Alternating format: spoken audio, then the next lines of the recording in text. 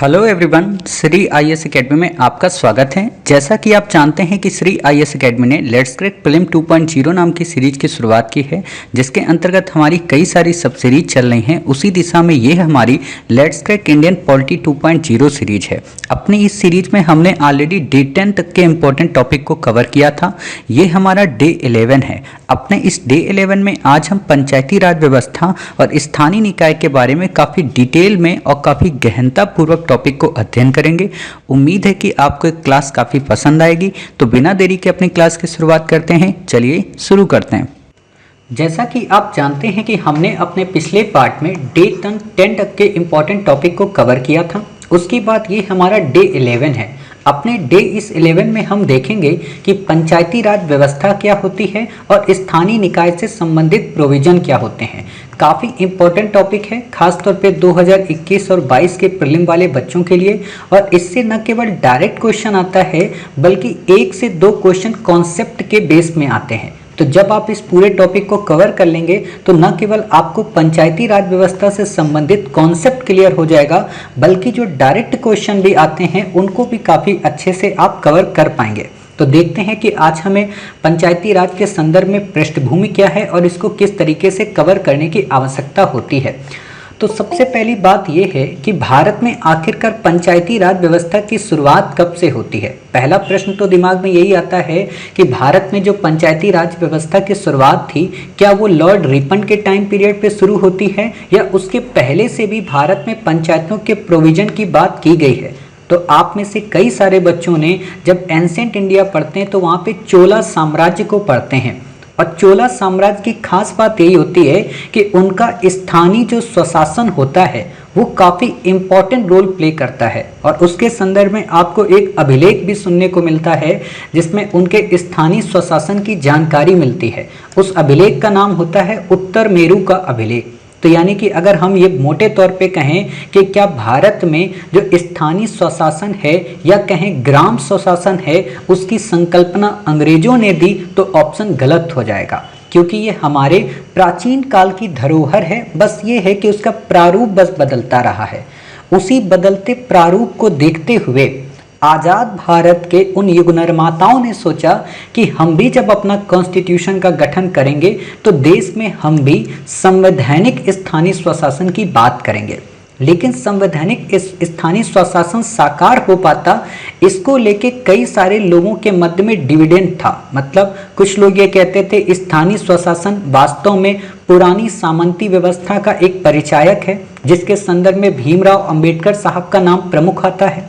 कुछ लोग ऐसे थे महात्मा गांधी के समर्थक, जो ये कहते थे कि नहीं भाई, स्थानीय स्वशासन देना जरूरी है ताकि ग्रामीण स्तर पे भी लोगों को ये लगे कि वो सरकार में अपना प्रतिनिधित्व रखते हैं, या कहें सरकार के नीति नियमों में, या कहें भारत के विकास के डेवलपमेंट में वो अपना योगदान रखते हैं। और इससे न केवल हमारी जो डेमोक्रेसी का स्पिरिट है, बल्कि उसका जो होलिस्टिक एक अप्रोच है, सर्वांगीण विकास की जो बात आती है, वो भी फुलफिल हो सकेगी। अर्थात जो पंचायती राज व्यवस्था को बनाया गया भारत में, तो इसको 2 उद्देश्यों को ध्यान में रख के बनाया गया। पहला उद्देश्य ये कि हम डेमोक्रेसी को विकेंद्रीकृत कर दें। विकेंद्रीकरण और केंद्रीकरण, ये 2 वर्ड ऐसे होते हैं। केंद्रीकरण का मतलब होता है ये एक कोई शून्य है और सब कुछ आके यहीं पे समाहित हो जाता है। जैसे आपका घर, आपके घर में कोई भी अगर डिसीजन लेना हो तो आप कितने भी डिसीजन ले लो, मम्मी पापा, मम्मी, आपके भाई बहन, कितने भी डिसीजन ले लो, बट उस डिसीजन को लास्ट में अप्रूवल कहाँ से मिलेगी? आपके पापा से। ठीक है, हो सकता है कहीं कहीं पे मम्मी भी पावरफुल होती हैं, पापा झुके हुए होते हैं, तो कोई एक ऐसा पर्सन होता है जो अप्रूवल उसको देता है, वो कहलाता है केंद्रीकरण। ठीक है, लेकिन कई बार ऐसा होता है कि पूरी फैमिली में हर एक व्यक्ति स्वतंत्र और स्वच्छंद होता है। ये स्थिति तब आती है जब बच्चे कमाने लगते हैं और बड़े हो जाते हैं, तो हर एक व्यक्ति अपने अकॉर्डिंग डिसीजन लेता है, वो कहलाता है विकेंद्रीकरण। जैसे भारत में आप देखेंगे केंद्र डिसीजन लेती है और राज्य डिसीजन लेते हैं, तो ये डेमोक्रेसी का विकेंद्रीकरण का एक छोटा सा स्वरूप है। और इसी छोटे को बड़ा बनाने के लिए सरकार ने स्थानीय स्वशासन का कॉन्सेप्ट दिया, या कहें लोकल सेल्फ गवर्नमेंट का कॉन्सेप्ट दिया। तो ये कहलाया एक तरीके का बड़े लेवल पे विकेंद्रीकरण।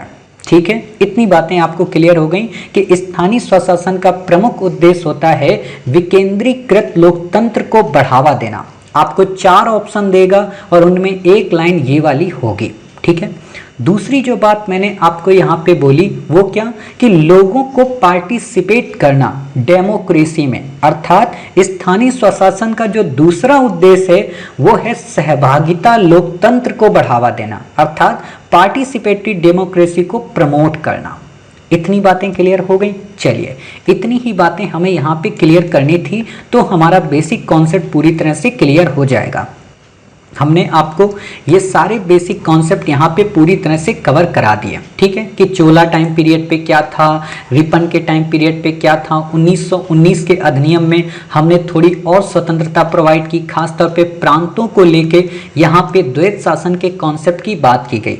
प्रांतों में द्वैत शासन कैसे आया, क्यों आया, इसको तो डेप्थ में हम पढ़ेंगे जब रिवाइज करेंगे हिस्ट्री को, तो वहाँ पे आपको पढ़ाएंगे संवैधानिक विकास क्रम को लेके, या हम आपको इसी में लास्ट में पढ़ाएंगे तो वहाँ पे हम आपको कवर करा देंगे। बट यहाँ पे थोड़ी सी बेसिक जानकारी आप ये रखिए, क्योंकि क्वेश्चन पूछा गया है द्वैत शासन को लेके, तो इसका क्या मतलब है। द्वैत शासन का सामान्य सा मतलब है 1919 वाले का, कि साहब प्रांतों में जो विषय होते हैं, विषय का मतलब क्या हुआ, विषय का मतलब जैसे सुरक्षा का विषय हो गया, जैसे पुलिस का विषय हो गया, ठीक है, शिक्षा का विषय हो गया, साथ ही यहाँ पे वित्त का विषय हो गया। मान लो ये तीन ही विषय हो गए, कि पैसा वसूलना, रेवेन्यू वसूलना, सुरक्षा वहाँ पे करना, ठीक है, और शिक्षा की व्यवस्था करना। तो सरकार ने क्या किया कि जो पैसे की व्यवस्था है ना वित्त की, और जो सुरक्षा की, सुरक्षा का मतलब एक्सटर्नल जो सुरक्षा, इंटरनल तो दे दिया कि बाबूजी इंटरनल आप कर लो, तो इन विषयों को जो दिया गया उसको कहा गया हस्तांतरित विषय, कहें कि ट्रांसफरेबल जो सब्जेक्ट हैं वो दे दिए गए प्रांतों के प्रतिनिधियों को, और जो रिजर्व्ड विषय थे यानी कि आरक्षित विषय वो वायसराय ने अपने पास रखे। मतलब उत्तरदायित्व तो आप निभाओ और पैसा हम वसूलें, और इसी चीज को लेके फिर आगे टसल होती रही। लेकिन हमें मोटे तौर पर बस यही याद रखना है कि 1919 के अधिनियम में जो द्वैत शासन की बात की गई उसका सामान्य सा मतलब है कि प्रांतीय विषयों का 2 भागों में विभाजन। दूसरी खास बात जो थी 1919 के अधिनियम की वो ये थी कि केंद्र में द्विसदनी व्यवस्था। ठीक है, ये 2 वर्ड याद रखना। मैं क्यों कह रहा हूं, क्योंकि 1919 के अधिनियम को 2019 में 100 वर्ष हो जाएंगे, या कहें हो ही गए हैं। तो आपसे क्वेश्चन नहीं पूछा गया था, बट यूपीएससी अब क्वेश्चन पूछ सकती है, और मेरा जहां तक गेस वर्क है वो ये है कि 2019 में तो नहीं पूछा गया, लेकिन 2021 और 2022 के अंदर 1935 का अधिनियम और 1919 का अधिनियम 101% पूछा ही जाएगा। आप देख सकते हैं कि अब की बार के पेपर में आपको एक क्वेश्चन सेट किया हुआ मिलेगा, तो इसको हम डेप्थ में वहां पे पढ़ाएंगे, लेकिन बेसिक जानकारी हमने आपको यहाँ पे दे दी। कुछ बच्चों के दिमाग में एक और कॉन्सेप्ट का डाउट होगा, वो भी हम यहाँ पे क्लियर कर दें कि जब साहब बक्सर विजय कंपनी ने कर ली थी, ईस्ट इंडिया कंपनी ने, तो वहां पे भी एक द्वैत शासन लगा था। आखिरकार वो द्वैत शासन कैसा था, तो वो जो द्वैत शासन था वो बंगाल में लगाया गया था, और उस द्वैत शासन का सामान्य सा अर्थ ये था कि राजस्व का या कहें दीवानी और निजामत के अधिकारों को डिवाइड करना। 1765 से लेके 1772 के मध्य तक ये चला था। ठीक है, तो ये क्लाइव के द्वारा इंप्लीमेंट किया गया द्वैत शासन था कि भाई साहब दीवानी रेवेन्यू के कार्य हम वसूलेंगे और जो प्रशासन का काम है वो आप करना। ठीक है, तो एक ये द्वैत शासन था। दूसरा जो एक और द्वैत शासन था वो क्या था, 1784 के अधिनियम में, इसमें ये प्रोविजन किया गया पिट्स इंडिया एक्ट के माध्यम से, आप जानते होंगे। इसमें यह प्रोविजन आया कि अब कंपनी के कार्यों को 2 भागों में बांटा जाएगा। मतलब कि एक हम काम करेंगे बोर्ड ऑफ कंट्रोल के माध्यम से, एक करेंगे कोर्ट ऑफ डायरेक्टर्स के माध्यम से। बोर्ड ऑफ कंट्रोल जो काम करेगा वो प्रशासनिक उत्तरदायित्व का निर्वहन करेगा और कोर्ट ऑफ डायरेक्टर्स जो करेगा वो कंपनी के व्यापारिक कार्यों को देखेगा। ठीक है, तो ये हो गया कंपनी के अंदर द्वैत शासन, ये हो गया बंगाल में द्वैत शासन और वो हो गया प्रांतों में द्वैत शासन। तीनों द्वैत शासन याद रखना, 90% बच्चों को तीनों के कॉन्सेप्ट क्लियर नहीं होते। इस द्वैत शासन को समाप्त कब किया गया? 1784 वाले को 1858 के अधिनियम में और भारत सचिव की नियुक्ति की गई। इस द्वैत शासन को समाप्त किया गया 1772 में और ये जो द्वैत शासन था इसको समाप्त करके आगे 1935 के अधिनियम में प्रांतों को स्वायत्तता दे दी जाती है। बस इतना ही मुझे यहाँ समझाना था। हम अपने पुराने वाले टॉपिक पे आते हैं। ठीक है, तो पुराने वाले टॉपिक की यही बात है कि 1882 में लॉर्ड रिपन ने एक प्रारूप तैयार किया था, या कहें एक स्थानीय स्वशासन से संबंधित एक अधिकार पत्र जारी किया था जिसको उनकी भाषा में मैग्ना कार्टा कहा जाता है और इसीलिए लॉर्ड रिपन को भारत में स्थानीय शासन का जनक माना जाता है। आप पीसीएस लेवल के एग्जाम जब देंगे, एसएससी लेवल के एग्जाम देंगे तो वहां पे क्वेश्चन पूछेगा, बट यूपीएससी के लेवल पे आपसे ऐसा प्रश्न कदापि नहीं पूछ सकता है वर्तमान संदर्भ में। इंडिपेंडेंट तो नहीं पूछेगा, हाँ लॉर्ड रिपन के कार्यकाल में पूछ सकेगा क्योंकि इन्होंने बहुत काम किए, जैसे वर्नाकुलर प्रेस एक्ट को रद्द किया, आर्म्स एक्ट को रद्द किया, है ना। जितने गंदे काम लेटन करके गया था उनको कैंसिल करने का काम लॉर्ड रिपन का था। ठीक है, तो आपको बस इतना ही याद रखना है।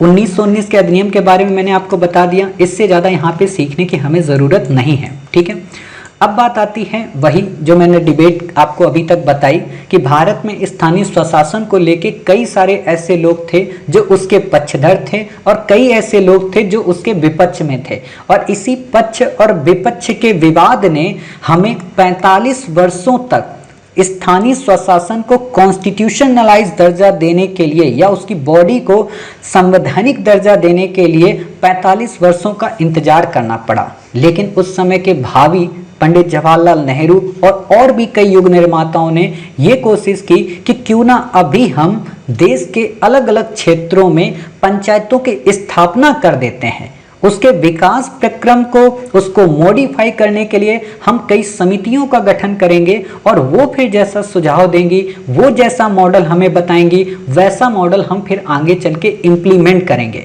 और इसी चीज को ध्यान में रखते हुए 2 अक्टूबर 1952 को देश के कई सारे विकास खंडों में पंडित जवाहरलाल नेहरू के माध्यम से पंचायती व्यवस्था की शुरुआत हुई। राजस्थान का नागौर जिला जिसमें प्रथम था, आपको ये याद रखने की जरूरत नहीं है, लेकिन इसके बाद शुरू होता है कि अब हम पंचायतों को कैसे संवैधानिक दर्जा दें, उसकी संरचना कैसे बनाएं, उसका प्रारूप कैसे बनाएं, उसमें शक्तियों का विकेंद्रीकरण कैसे करें, उसमें चुने जाने वाले लोगों का प्रतिनिधित्व कैसे सुनिश्चित करें और उसके चुनाव के लिए किस बॉडी को हम इम्प्लीमेंट करें। इन्हीं समस्याओं को ध्यान में रखते हुए देश में कई समितियां आई। पहली समिति थी बलवंत राय मेहता, दूसरी समिति थी अशोक मेहता, तीसरी समिति थी जीवी के राव, चौथी समिति थी आपकी थुंगन, पांचवी समिति थी LM सिंघवी, छठी समिति थी आपकी गाडगिल। ठीक है, ये कई समितियां थीं। इन्होंने अपने अपने अलग अलग प्रोविजन दिए। बलवंत राय मेहता ने कहा कि साहब अब त्रिस्तरीय पंचायती व्यवस्था को अपनाएं। जवाहरलाल नेहरू जी बोले ठीक है बाबूजी, देखते हैं। कुछ दिन तक उनका मन नहीं हुआ। दूसरे जब सरकार बदल गई, प्रोविजंस बदल गए, जनता पार्टी की सरकार आई तो उन्होंने गठित कर दिया अशोक मेहता साहब को।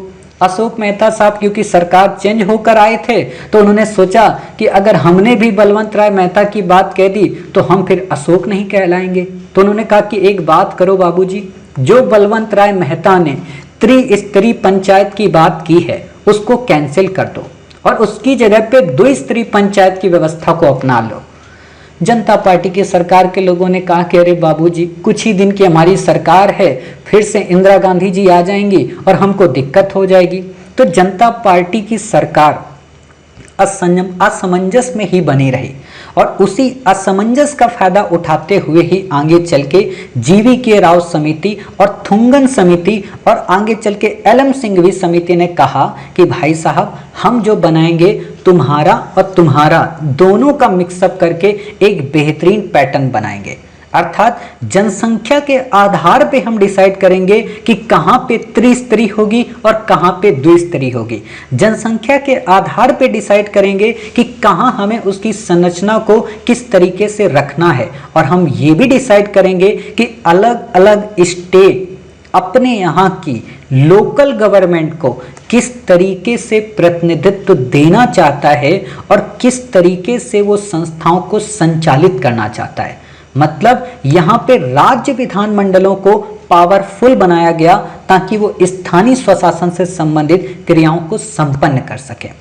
उम्मीद है कि हमने आपको एक ब्रॉड पूरा कॉन्सेप्ट दे दिया। अब हम इनको एक एक क्रमवार पढ़ेंगे, क्योंकि अगर हम पहले पढ़ते तो हमारा जो रिदम है वो टूट जाता और आपको मजा बिल्कुल भी ना आता। ठीक है, तो अब हम एक एक करके इन चीज़ों को देखने की कोशिश करते हैं। तो यहाँ पे मैंने ऑलरेडी आपको बता ही दिया पहले कि कई सारे लोग थे गांधी जी के समर्थक, मतलब जिसमें दादा भाई नौरोजी, राजेंद्र प्रसाद, लाला लाजपत राय, ये चाहते थे कि स्थानीय स्वशासन की बात हो। मे भी हो सकता है क्वेश्चन इस पे आ सकता है। ठीक है, इसके विरोध में जो थे वो पंडित भीमराव अंबेडकर साहब थे। अब आपको एक बात बताऊं, हमेशा जैसे आप लोग हमेशा भीमराव अंबेडकर साहब के बारे में पढ़ते हैं, बाबा साहब भीमराव अंबेडकर के बारे में मैंने भी बहुत पढ़ा है इनके बारे में, और मेरी खूबसूरती यही रही है कि मैंने काफ़ी ज़्यादा खासतौर पे इनके जीवन से रिलेटेड जो आज प्रकाशन हैं, बहुत सारे प्रकाशन हैं दिल्ली में, तो मैं उनके संपर्क में ज़्यादा रहा हूँ, तो इसलिए मुझे इनकी किताबों को पढ़ने का बहुत मौका मिला। लेकिन आप लोगों को एक बात बताएं, हमेशा जब भी हम अंबेडकर साहब को पढ़ते हैं ना तो पॉजिटिव अप्रोच ही रखते हैं, कभी भी हम उनके उन विचारों पे ध्यान नहीं देते जो वो वास्तव में एक प्रगतिशील लोकतंत्र के अगेंस्ट थे। हम ये तो कह देते हैं कि भीमराव अंबेडकर साहब जो हैं वो भारत के संविधान के पितामह हैं, लेकिन हमें ये भी सोचना चाहिए कि पितामह बनने से पहले या पितामह की उनको संज्ञा देने के संदर्भ में हमें उनके कुछ आलोचनात्मक पहलुओं को भी देखना पड़ेगा। जैसे भारत छोड़ो आंदोलन के समय इन्होंने साथ नहीं दिया, जैसे इन्होंने पंचायतों के समर्थन में वोटिंग नहीं की, कहा कि पंचायतों को मत लाइए। पंचायतों को लाना सही है या गलत है ये आज आपको समझ में आ रहा होगा। जैसे हम कहते हैं कि संविधान का लिखित होना भीमराव अंबेडकर साहब का एक बहुत ही बढ़िया क्रियाकलाप था, तो उसी तरीके से पंचायतों का होना अधिकारों की पुष्टि को सार्थकता देता है। तो जब भी आप अंबेडकर साहब के बारे में पढ़ें, इंटरव्यू में कई बार क्या होता है कि एग्जामिनर आपसे ऐसा ही क्वेश्चन पूछ देगा कि भीमराव अंबेडकर साहब के बारे में आप 2 से 3 कमियां बताएं, क्योंकि हर एक इंस्टीट्यूट, हर एक व्यक्ति और अंबेडकर का समर्थन करने वाले, विरोध करने वाले व्यक्ति सही से निर्णायक नहीं ले पाते। बट आप बता देना कि सब कुछ भी हो, लेकिन कई जगह पे उन्होंने अपनी दूरदर्शिता का वो परिचय नहीं दिया जो कॉन्स्टिट्यूशन में दिया। तो इससे क्या होगा, आलोचना और उनकी प्रखरता दोनों एक साथ मिक्स हो जाएगी। ठीक है, तो आपको ये समझ में आना चाहिए कि इन्होंने इसका विरोध किया था। ठीक है, क्यों कहा था, क्योंकि उस समय जिस ये सोसाइटी से निकल के आए थे और जिस समतावादी सोसाइटी की कल्पना कर रहे थे वो उस समय मौजूद नहीं थी। तो इनको ये लगा कि जो पुरानी रीति रिवाजों से चली आ रही परंपराएं हैं वो उस समय के जो ठाकुर साहब कुएं में किसी को पानी नहीं भरने देते थे, है ना, तो वो कहीं ना हो जाए, तो इसलिए इन्होंने इसका विरोध किया। ठीक है, बाकी आप जानते हैं कि संविधान के आर्टिकल 40 में महात्मा गांधी या कहें गांधी कॉन्सेप्ट से जो नीति निर्देशक तत्व है उसमें पंचायतों के गठन की बात की गई है और इसकी पावर राज्य को दी गई है। इस तथ्य को याद रखना कि पंचायतों को गठन करने की पावर संसद या केंद्र को नहीं है, राज्य को है, अर्थात राज्य विधानमंडल को। ठीक है, दूसरी खास बात कि 2 अक्टूबर 1952 को देश के 55 विकास खंडों में, विकास खंड का मतलब ये होता है कि कोई एक स्टेट है उसमें कई सारे खंड बनाए जाते हैं, छोटे छोटे वार्ड में जनसंख्या के आधार पर उनको डिवाइड किया जाता है, आगे आपको हम पढ़ेंगे। ठीक है, तो कई सारे स्टेट हो गए, मान लो 2 से 3 स्टेट हो गए, तो उन स्टेटों में अलग अलग क्षेत्र में 55 टोटल बनाए गए, संपूर्ण नहीं हुआ, 55 एज अ प्रैक्टिकल या कहें प्रोटोटाइप के रूप में कि देखेंगे भाई ये कैसी चलती है कैसी नहीं चलती है। लेकिन ये चल ही रही थी, उसी समय सरकार के कई सारे युग निर्माताओं ने कह दिया कि बाबूजी इसको कॉन्स्टिट्यूशनलाइज कर दो, क्योंकि कॉन्स्टिट्यूशनलाइज करने से हमें ये फायदा होगा कि हम आगे चल के इनका उपयोग डेमोक्रेसी को स्ट्रेंथ करने में करेंगे और यहां से आने वाले प्रतिनिधि भावी भविष्य के लोकतंत्र को प्रमोट करेंगे। तो इसलिए इन्होंने ये बातें यहाँ पे की। ठीक है, तो आपको बस यहाँ पे इतना याद रखना है कि हाँ भाई साहब ठीक है, 1950 से लेके 92 तक एक विकास क्रम चला और उस विकास क्रम में कई समितियां गठित की गई। अलग अलग सरकार ने अलग अलग समितियां गठित की, उन समितियों ने अलग अलग रिपोर्ट सौंपी। उन समितियों की रिपोर्ट पूरी की पूरी इंपॉर्टेंट नहीं है, बट एक एक तथ्य इंपॉर्टेंट है और उससे भी ज्यादा इंपॉर्टेंट है वो स्वयं में समितियां। नाम आप देख रहे हो, बलवंत राय मेहता समिति। इस नाम में 3 टुकड़े, बलवंत, राय और मेहता, अर्थात इन्होंने त्रिस्तरीय समिति की बात की। कहा इन्होंने कि साहब जो पंचायतों का गठन हो या स्थानीय स्वशासन का जो गठन हो वो 3 पार्ट में हो, 3 स्तर की वहां पे बात की, ग्राम स्तरीय, मध्य स्तरीय और उसके बाद जिला स्तरीय। ठीक है, इन समिति का गठन हुआ 1957 में, अर्थात पंडित जवाहरलाल नेहरू के टाइम पीरियड पे। बाकी आपको यहाँ पे कुछ भी याद रखने की जरूरत नहीं है। ठीक है, दूसरी खास बात है यहाँ पे अगले जो आते हैं वो हैं अशोक मेहता। मैंने ऑलरेडी आपको बताया कि कांग्रेस की पार्टी में बलवंत राय मेहता साहब जब आ गए तो अशोक मेहता को तो कुछ तो हट के देना ही था, क्योंकि वो जनता पार्टी की सरकार से चुन के आए थे। तो उन्होंने कह दिया बाबूजी एक काम करो ना, जो बलवंत राय मेहता समिति ने हमें त्रिस्तरीय पंचायत की बात की थी वो बहुत ही बड़ा कॉन्सेप्ट है, देश हमारा सहन नहीं कर पाएगा, एक काम करो ना, केवल द्विस्तरीय पंचायती व्यवस्था रखो। और याद करने का तरीका क्या है, अशोक और मेहता 2 तरीके। और मैं आपको एक खास बात बता दूं, मेरे जो बचपन के टीचर रहे हैं क्लास 2 से लेके क्लास 7 तक के, उनका नाम अशोक था, तो मैंने उन्हीं के नाम से याद किया क्योंकि मुझे इन्होंने 2 बार पीटा था, तो उसी समय मतलब द्विस्तरीय मॉडल आ गया था। और बाकी बाद में मैंने जब और थोड़ा डेप्थ में देखा कि भाई इसमें तो नाम ही 2 हैं, तो ये द्विस्तरीय मॉडल कहलाएगा। अधिकांश बच्चों को कॉन्सेप्ट नहीं पता होता है कि द्विस्तरीय और त्रिस्तरीय, और कंफ्यूज हो जाते हैं, बट आपको ये पता चल गया है तो आप इसे याद रखना। बाकी आपको यहाँ पे कुछ भी याद रखने की जरूरत नहीं है। सभी देखो, एक बात बताओ, अधिकांश लोग जब संवैधानिक दर्जे के लिए जा रहे हैं तो संवैधानिक दर्जे की ही बात करेंगे। इन्होंने भी संवैधानिक दर्जे की बात की, इन्होंने भी संवैधानिक दर्जे की बात की, तो अब इसको याद करने का क्या फायदा। लक्ष्मीमल सिंघवी पे आपसे ये नहीं पूछेगा कि इन्होंने त्रिस्तरीय कहा था, ये कतई नहीं पूछेगा, बलवंत या अशोक। ठीक है, इनका नाम इसलिए ले लिया जाएगा क्योंकि ये गठित किए गए थे। ठीक है, बाकी आपको नहीं याद रखना है, ये मैंने ऑलरेडी आपको बता दिया पंडित जवाहरलाल नेहरू के संदर्भ में। ठीक है, त्रिस्तरीय पंचायत का गठन किया गया था, फिर आंध्र प्रदेश में किया गया। बाकी आपसे क्वेश्चन यहाँ पे नहीं आएगा, समझ गए इतनी बातें। जीवीके राव समिति, पहले आई बलवंत, दूसरे पे आई अशोक, तीसरे पे आई जीवीके, चौथे पे आई आपकी एलएम सिंघवी। ठीक है, तो आपको एलएम सिंघवी के बारे में याद रखने की जरूरत है यहाँ पे। ठीक है, बाकी आपसे यहाँ पे क्वेश्चन नहीं पूछेगा। और आपकी 2 समितियां और मैं बता दूं जो इसमें नहीं मेंशन है, आप लिख लेना।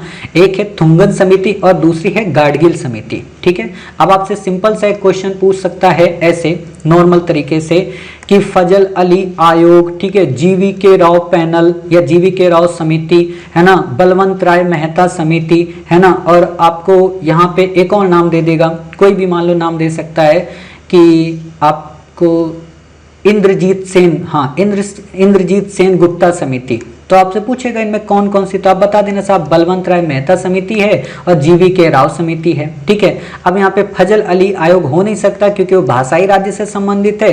इंद्रजीत सेन जो गुप्ता समिति है वो चुनाव सुधार से संबंधित है, तो इसको आपको याद नहीं रखना है। ठीक है, तो इतनी बातें आपकी क्लियर हो गई, बाकी आपको यहाँ पे कुछ भी नहीं पढ़ना है। अब बात आती है कि जब इन लोगों ने अपनी अपनी समिति की सिफारिशें दी, ठीक है, तो इन समितियों की सिफारिशों को देते देते, मान मनौवल करते करते कि ये अच्छा होगा वो अच्छा होगा, समय 45 वर्ष का लग गया।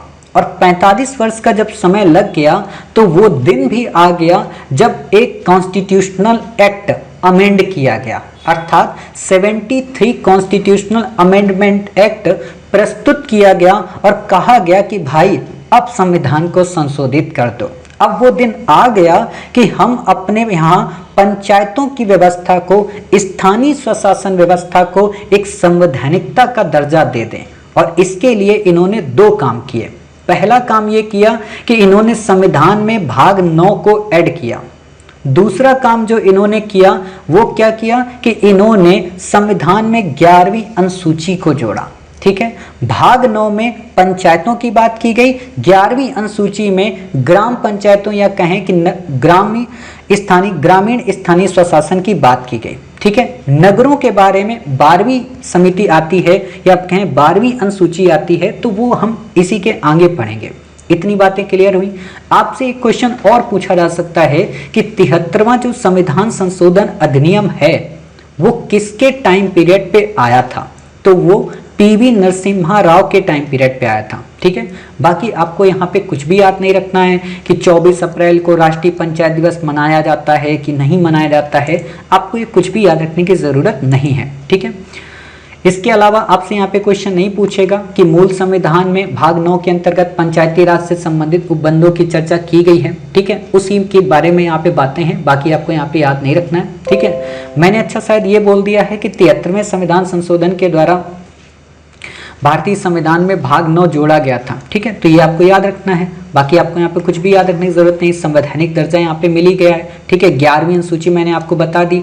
अब इंपॉर्टेंट बात है कि 11वीं जो अनुसूची थी उसमें 29 सब्जेक्ट हैं। अब यहाँ पे एक चीज ध्यान रखना, इसमें 29 है और जब आप नगर पालिका पढ़ेंगे तो उसमें कम है 18। ठीक है, तो आप बस यहाँ पे मोटे तौर पे इन 29 सब्जेक्ट को देख लो और ये मेरी गारंटी कि अगर आपने इनको देख लिया तो आप एलिमिनेट कर दोगे। कुछ बच्चे कहेंगे सर पढ़ा ही देते एक ही लाइन में जल्दी जल्दी करके ताकि दिमाग में एग्जाम हॉल में याद आ जाएगा, हम पढ़ें कि ना पढ़ें, क्योंकि बदमाश टाइप के हम लड़के हैं। तो बिल्कुल सही बात है, तो हम आपको एक एक करके पढ़ा देते हैं और आप बस आंखें बंद करके दिमाग में अंतर ग्रंथित कर लीजिए। ठीक है, तो पहला एग्रीकल्चर, भाई खेती गाँव में होती है तो होगा ही, भूमि विकास खेती जमीन में होती तो होगा ही, लघु सिंचाई खेती के लिए सिंचाई चाहिए तो होगी ही, पशुपालन डेयरी उद्योग खेती होगी तो जानवर चाहिए, जानवर चाहिए तो दूध होगा, दूध होगा तो कुक्कुट पालन होगा।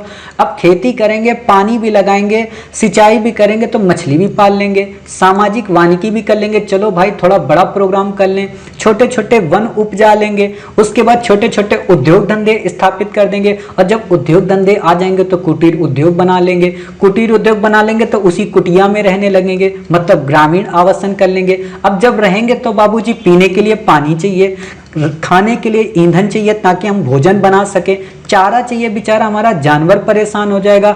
अब इतने सब के लिए सड़कें तो होनी चाहिए ना, पुलिया भी चाहिए, पुल भी चाहिए, जलमार्ग भी चाहिए ताकि हम जा सकें और ये सारा प्रोग्राम लॉन्च कर सकें।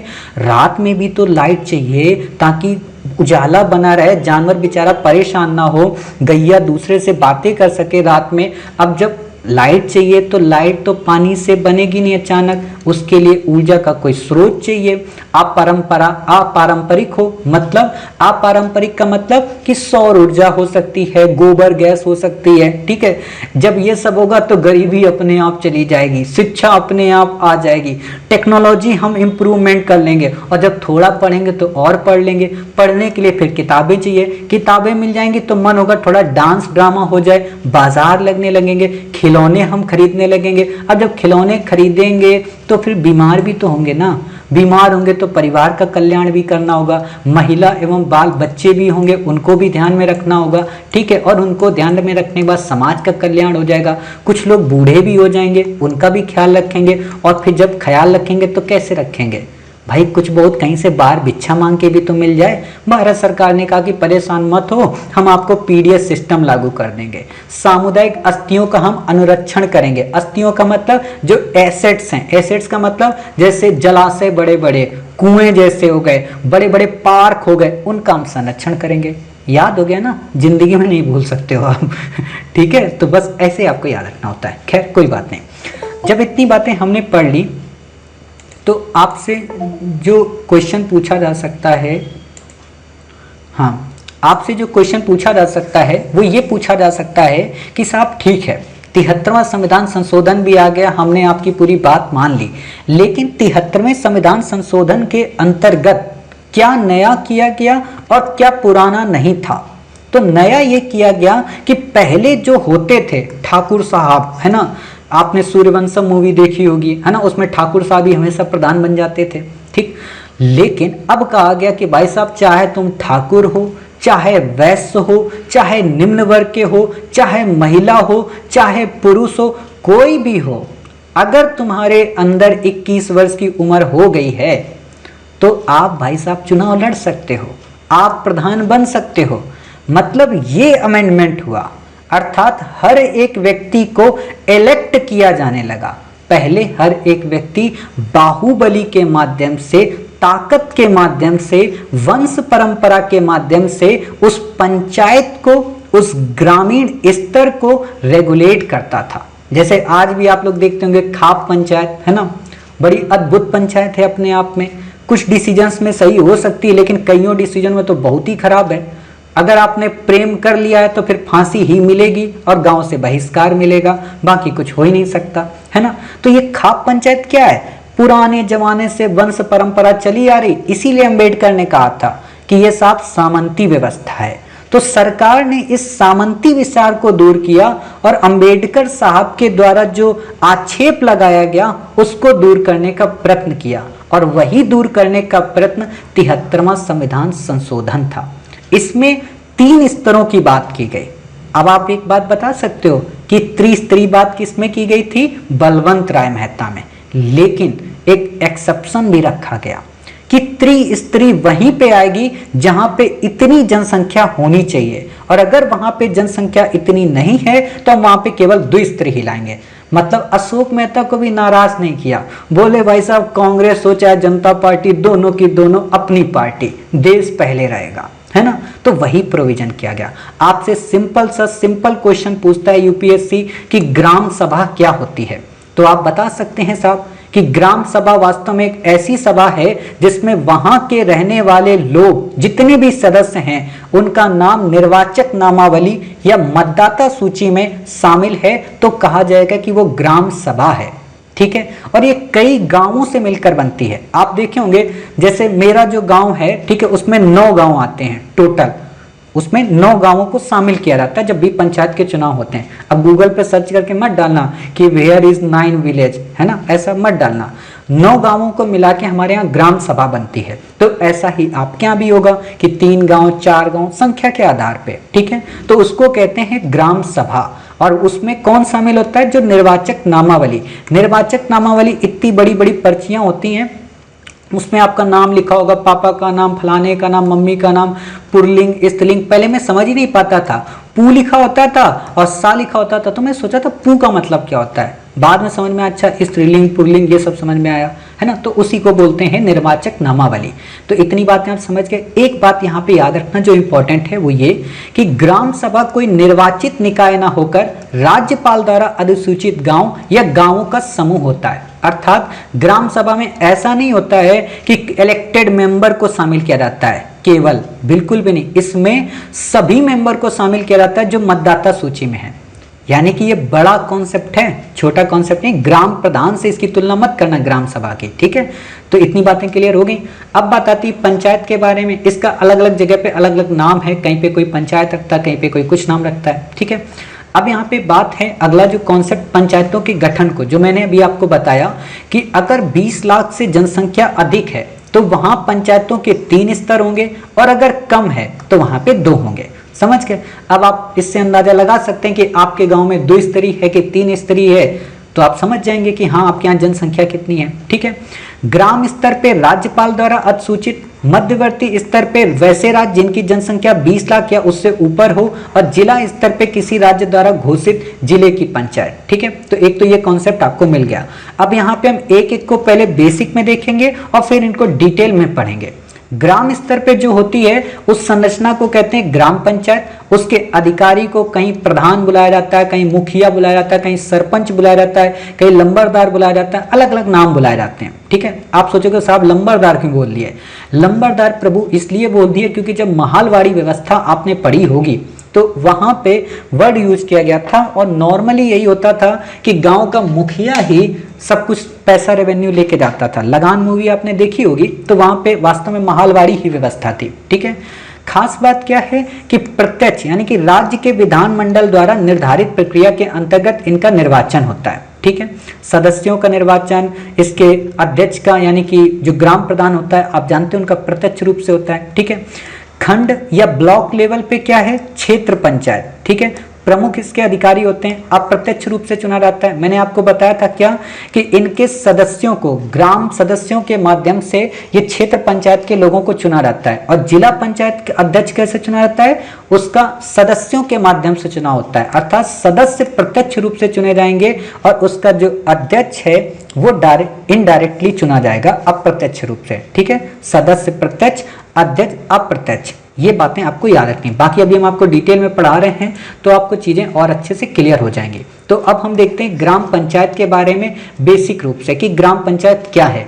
तो पहली खास बात यह है कि ग्राम पंचायत के बारे में वो व्यक्ति जिसकी उम्र 21 वर्ष है वो इसका चुनाव लड़ सकता है, मतलब सदस्य का भी और प्रधानी का भी। आप में से अधिकांश बच्चे हो सकता है चुनाव लड़े भी हों अपने गाँव में, ठीक है, और हो सकता है कि आपने वोट भी डाला होगा अपने यहाँ, ठीक है, तो यह अप्लाई भी किया होगा। मैंने देखा मेरे गांव में बहुत सारे लोग, अब की बार जब चुनाव हुए तो सबके सब हमारे मतलब जितने साथी वगैरह थे सबके सब खड़े हो गए, अब किसके किसको वोट दिया जाए, ठीक है। तो वही बातें कि 21 वर्ष की उम्र हो जाए आप चुनाव लड़ने के लिए तैयार हो सकते हैं। अब एक बात बता दो, अच्छा राज्य विधानमंडल में कितनी है, 25 वर्ष, ठीक है। विधान परिषद में कितनी है, 30 वर्ष, ठीक है। लोकसभा में कितनी है, 25 वर्ष, ठीक है। राज्यसभा में कितनी है, 30 वर्ष। तो ये याद रखना है। राष्ट्रपति के लिए कितनी है, 35 वर्ष। उपराष्ट्रपति के लिए कितनी, 35 वर्ष, ठीक है। तो ये डेटें आपको इतनी बस याद रखनी है। इतनी बातें क्लियर हो गई। खास बात क्या है कि वोटिंग कैसे होता है, इलेक्शन कैसे होता है, तो इनका इलेक्शन राज्य निर्वाचन आयोग कराता है और वयस्क मताधिकार के आधार पर प्रत्येक 5वें वर्ष। वयस्क का मतलब जानते हो क्या होता है, 80 प्लस के लोग चुनाव दे सकते हैं, यानी कि वोट दे सकते हैं। अब आप में से कुछ बच्चे कहेंगे सर पहले तो 21 थी, 18 कैसे कर दिया आपने। तो भाई साहब 61वां संविधान संशोधन आया था, उसमें 21 वर्ष से घटा के 18 वर्ष कर दी गई थी। अब एक इंटरेस्टिंग आपको जानकारी दें, क्या कि हमारे देश में चुनाव लड़ने के लिए, न्यूनतम चुनाव लड़ने के लिए 21 वर्ष की उम्र है, ठीक है, लेकिन लड़कियों का विवाह करने के लिए 18 वर्ष की उम्र है। तो ये भी एक तरीके का लैंगिक भेदभाव ही हुआ। और आपको पता होना चाहिए कि वर्तमान में जो, मुझे उनका नाम दिमाग से स्लिप हुआ है, वर्तमान में जो सबसे बड़ी इस समय इंडिया की फेमिनिस्ट हैं, नारीवादी जो लेखिका हैं, वो इसी पे इस समय सरकार को घेर रही हैं कि हम आगे चल के सुप्रीम कोर्ट के माध्यम से इस वर्डिक्ट को चेंज करवाएंगे। समझ रहे हो। तो ये लैंगिक भेदभाव का एक इशू हो सकता है। आप कभी भी जब लैंगिक भेदभाव पे कुछ भी लिखें तो वहां पे आप इस टॉपिक को या इस पॉइंट को मेंशन कर सकते हैं, ठीक है। तो इतनी बातें आपको क्लियर हो गई कि हाँ साहब 21 वर्ष की उम्र चाहिए, राज्य निर्वाचन आयोग चुनाव कराता है। एक तथ्य और याद रखना, राज्य निर्वाचन आयोग नहीं। अब आपसे एक और क्वेश्चन एक बार यूपीएससी ने पूछा था निर्वाचन आयोग को लेके कि निर्वाचन आयोग किन किन का चुनाव संपन्न कराता है। तो राज्य विधानमंडल का कराता है। राज्य विधानमंडल में राज्य की विधानसभा और राज्य की विधान परिषद, मोटे तौर पे विधानसभा ही होता है, विधान परिषद तो गिने चुने राज्यों में है। दूसरा संसद सदस्य। संसद सदस्य का मतलब वर्ड ध्यान रखना, जो मैं बोल रहा हूँ, संसद सदस्य तो सही ही होगा। क्यों? क्योंकि संसद में लोकसभा और राज्यसभा दोनों आती है। तीसरी खास बात राष्ट्रपति का। चौथा आपका उपराष्ट्रपति का। अच्छा एक बात बता दो, निर्वाचन आयोग राज्यपाल का कराता है? बिल्कुल भी नहीं कराता है, ठीक है। ये याद रखना, जल्दबाजी में गड़बड़ मत कराना कि हाँ राज्यपाल भी दिया तो उसका भी करा देगा। तो पंचायतों का ये नहीं कराता। पंचायतों के लिए हर एक राज्य में राज्य निर्वाचन आयोग के गठन की बात होती है। आप कहोगे साहब ये कहाँ से हो गई बात? ये भी भाई साहब 73वें संविधान संशोधन का ही परिणाम है, ठीक है। तो आपको बस यहाँ पे इतनी ही बातें याद रखनी है। बाकी आपसे ये क्वेश्चन नहीं पूछेगा, है ना, कि कितने विधान क्षेत्रों में बांटा जाता है। आपको नॉर्मली पता है कि बांटने के लिए एक जनसंख्या निर्धारित की जाती है और उसको निर्वाचन क्षेत्रों में बांट दिया जाता है, ठीक है। इंपॉर्टेंट बस एक दो बातें यही आप याद रखिएगा इसमें, जो आपसे क्वेश्चन पूछा जा सकता है। वो यहाँ पे क्वेश्चन क्या पूछा जाएगा कि इनका चुनाव कैसे होता है, ठीक है। तो मैं आपको यहाँ पे बेसिक तौर पे बता दूं, क्योंकि यहाँ पे सब उल्टा सीधा दिया हुआ है तो आपको समझ में नहीं आएगा। तो मैं आपको यहाँ पे एक कॉन्सेप्ट के माध्यम से समझा दूं, नहीं तो फिर आप कहोगे साहब फिर से समझ में हमें नहीं आया, ठीक है। तो देखिए मैं आपको बेसिक क्या समझा रहा हूँ। बेसिक यहाँ पे ये है कि जो ग्राम प्रधान होता है, यानी कि ग्राम का जो अध्यक्ष होता है, उसका चुनाव डायरेक्ट होता है। किसके द्वारा? वहाँ की जनता के द्वारा। आपने देखा होगा कि आपके गांव में आते होंगे, मालिक अब की बार चुनाव में खड़े हो रहे, जिता देना, तो आपने कहा अरे बिल्कुल भी भाई साहब आप परेशान मत होइए, हम आप ही को वोट देंगे। तब तक दूसरे व्यक्ति आ गए, भाई साहब वोट दोगे अब की बार? अरे बिल्कुल साहब आप ही को वोट देंगे। मतलब क्या है कि डायरेक्ट ग्राम प्रधान आता है और डायरेक्ट हम उससे मीटिंग करते हैं, तो डायरेक्ट उसको चुनते हैं। अर्थात ग्राम प्रधान प्रत्यक्ष निर्वाचन का परिणाम है। लाइन को ध्यान रखना। दूसरा चीज, कुछ लोग होते हैं ग्राम पंचायत के सदस्य, है ना, जिनको आप बीडीसी मेंबर के रूप में जानते हो, ठीक है। वो ग्राम पंचायत के जो सदस्य हैं वो क्या है, उनके बारे में बिल्कुल सिंपल सी बात, वो भी आ जाएंगे आपके 2 वार्ड या 3 वार्ड को मिला देंगे, गलियों को आपस में, तो कहा जाता है उसी से उसको हमने चुन लिया। तो वो भी क्या होता है, डायरेक्ट होता है। आप देखिएगा जब चुनाव डालने जाए, वोट डालने गए होंगे आप कभी जीवन में, तो ग्राम प्रधान का भी एक आपको पंपलेट मिलता है और एक बीडीसी वाला भी खड़ा रहता है, बाबूजी भूलना नहीं। क्यों? क्योंकि बचपन का वो प्यार है आपका, तो भूलना नहीं, ठीक है। तो आप उसको भी वोट दे के आते हो, ठीक है। तीसरे जो दबंग टाइप के इंसान होते हैं, सबसे बड़े बड़े, है ना, जीतेंगे भाई जीतेंगे, इस बार हम जीतेंगे, है ना, वो कौन होते हैं, जिला पंचायत के सदस्य। ये क्या करते हैं, अपनी अम्मा को खड़ा कर देंगे कि अम्मा तुम अब की बार जीत जाइयो। जैसे हमारे इधर अब की बार यही हुआ है कि ज्यादातर लोगों ने तो अपनी अम्मा को खड़ा किया या तो अपनी अर्धांगिनी को खड़ा किया है ना, क्योंकि महिला सीट थी तो उन्हीं को उन्होंने खड़ा कर दिया।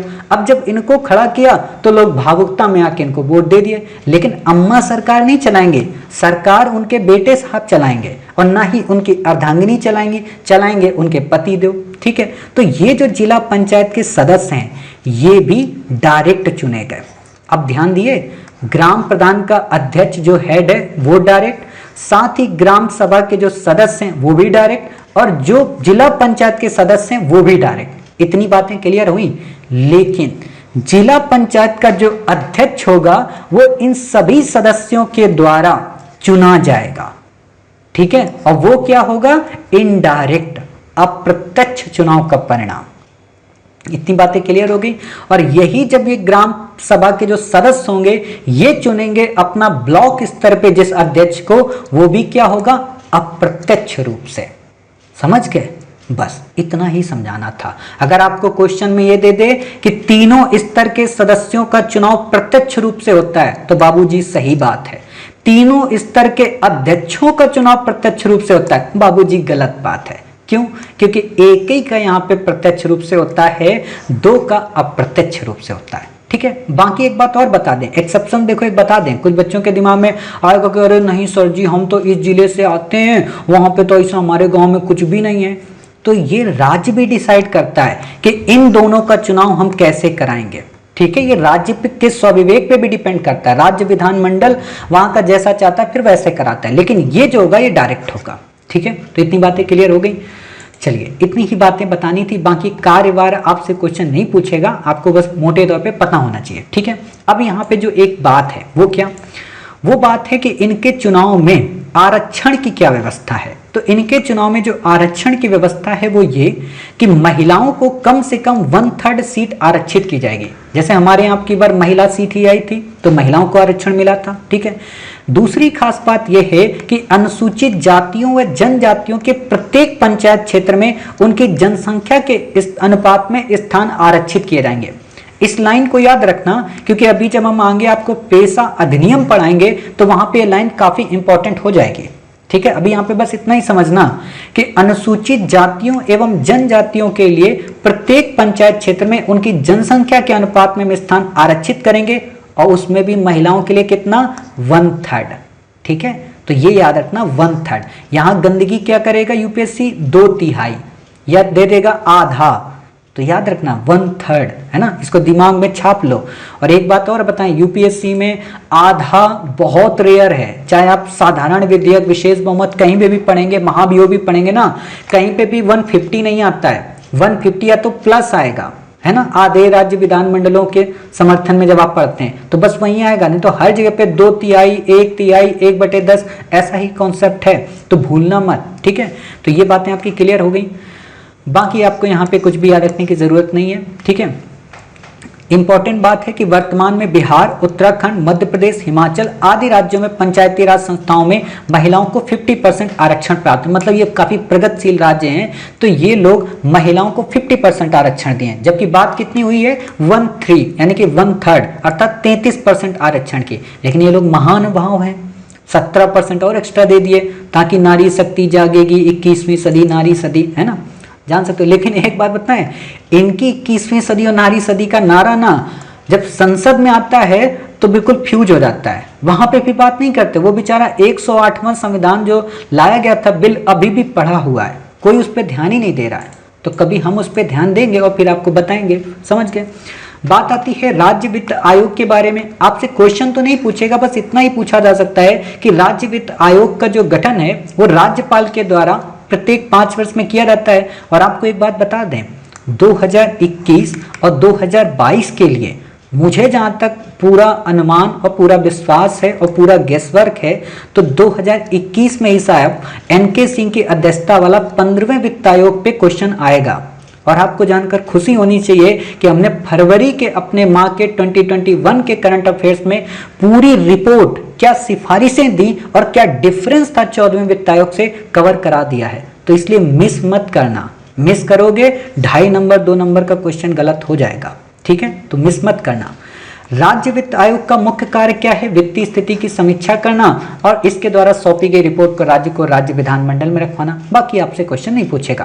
पंचायतों का लेखा परीक्षण होता है, तो दुनिया में हर एक चीज का लेखा परीक्षण होता है।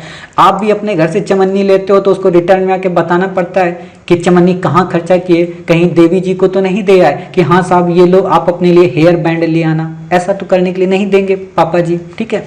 खैर कोई बात नहीं। अब बात आती है राज्य निर्वाचन आयोग के बारे में, स्टेट इलेक्शन कमीशन के बारे में, ठीक है। तो इसकी खास बात क्या है कि राज्यपाल के द्वारा नियुक्ति होती है। ध्यान रखना, राज्य के निर्वाचन आयोग की नियुक्ति कौन करता है? राज्यपाल, ना कि राष्ट्रपति, ठीक है। राज्यपाल का अधिकार क्या होगा कि वह राज्य निर्वाचन आयोग की सेवा शर्तें और पदावधि का निर्धारण करे। राज्य निर्वाचन आयोग को उसी रीति और उन्हीं आधारों पर हटाया जा सकता है जैसा उच्च न्यायालय, जैसे वहां पे उच्चतम न्यायालय, यहाँ पे उच्च न्यायालय, ठीक है। खास बात क्या काम करेगा? पंचायतों के सभी चुनावों को संपन्न कराएगा, उनको संचालित करेगा, मतदाता सूची को तैयार करेगा। बाकी आपको याद रखने की जरूरत यहाँ पे नहीं है, ठीक है।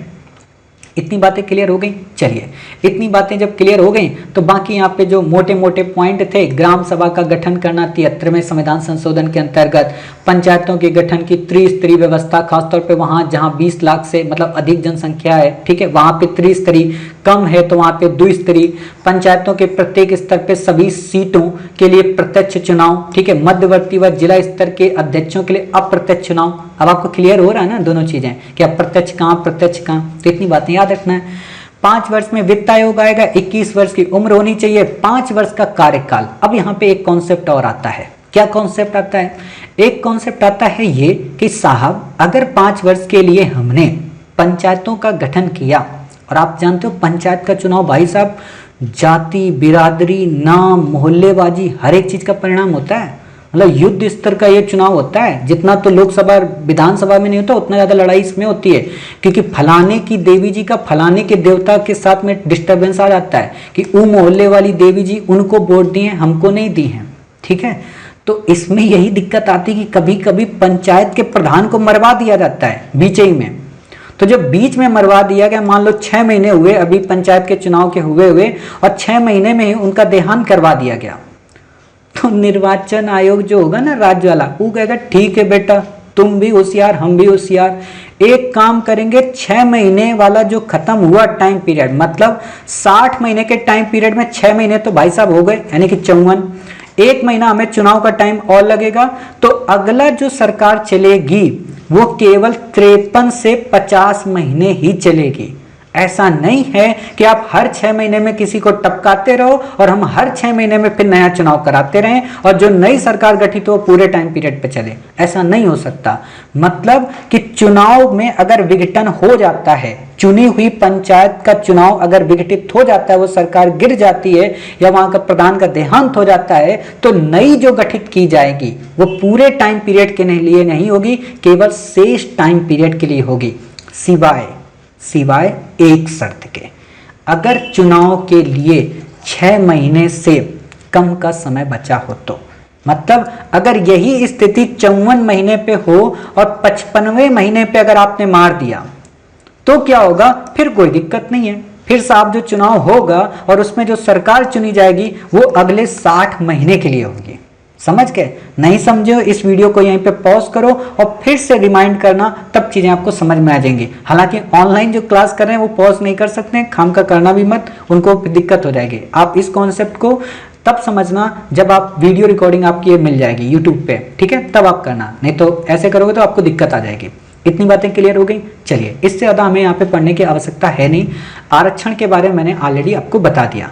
अब मैं आपको बताता हूँ, ग्राम पंचायत पढ़ लिया था, दूसरा था क्षेत्र पंचायत, ठीक है। तो इसके बारे में देखते हैं क्या है इसके बारे में, कि क्षेत्र पंचायत सदस्यों का निर्वाचन ग्राम सभा सदस्यों द्वारा प्रत्यक्ष निर्वाचन द्वारा होता है, सदस्यों का निर्वाचन, ठीक है। तो आपको बस ये याद रखना है, ये सदस्य अपने ही सदस्यों में से अध्यक्ष को चुनते हैं। तो अब आप एक बाबूजी बता दो कि अध्यक्ष को चुनते हैं तो अध्यक्ष कहां से हुआ? अप्रत्यक्ष रूप से। और एक बात आपको बताएं, कुछ बच्चे एग्जाम में कंफ्यूज हो जाएंगे, उनको वो कंफ्यूजन नहीं रखनी है, ठीक है। वो कंफ्यूजन क्या, कि आप ये कंफ्यूजन रख सकते हो कि साहब ग्राम सभा जो दिया है ना, इसके सदस्य कैसे कर सकते हैं। तो आप याद करो पहली लाइन क्लास की, मैंने बोला था ग्राम सभा किसे कहते हैं? गांव के उन सभी लोगों को जो निर्वाचक नामावली में शामिल हैं, अर्थात वो लोग जो 18 वर्ष की उम्र क्रॉस कर चुके हैं, वो डायरेक्ट चुनेंगे। किसको? क्षेत्र पंचायत के सदस्यों को। और ये किसको चुनेंगे? अपने अध्यक्ष को,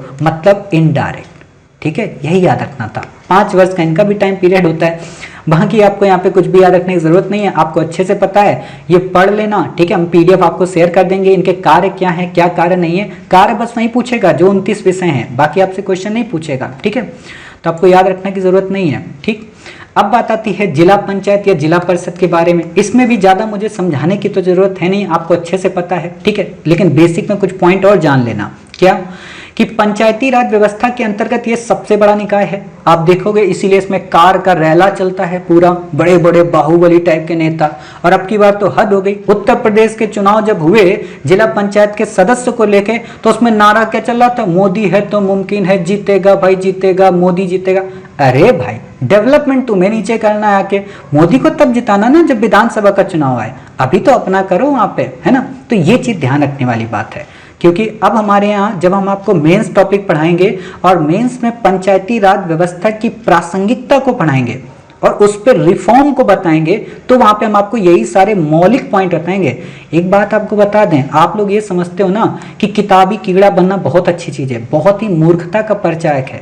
क्योंकि यूपीएससी थिंकिंग का कॉन्सेप्ट का एग्जाम है, उसके सामने किताब में लिखी गई समस्या पुरानी हो जाती है, नई समस्या पे आपका कॉन्सेप्ट कैसा है ये वो जानना चाहता है।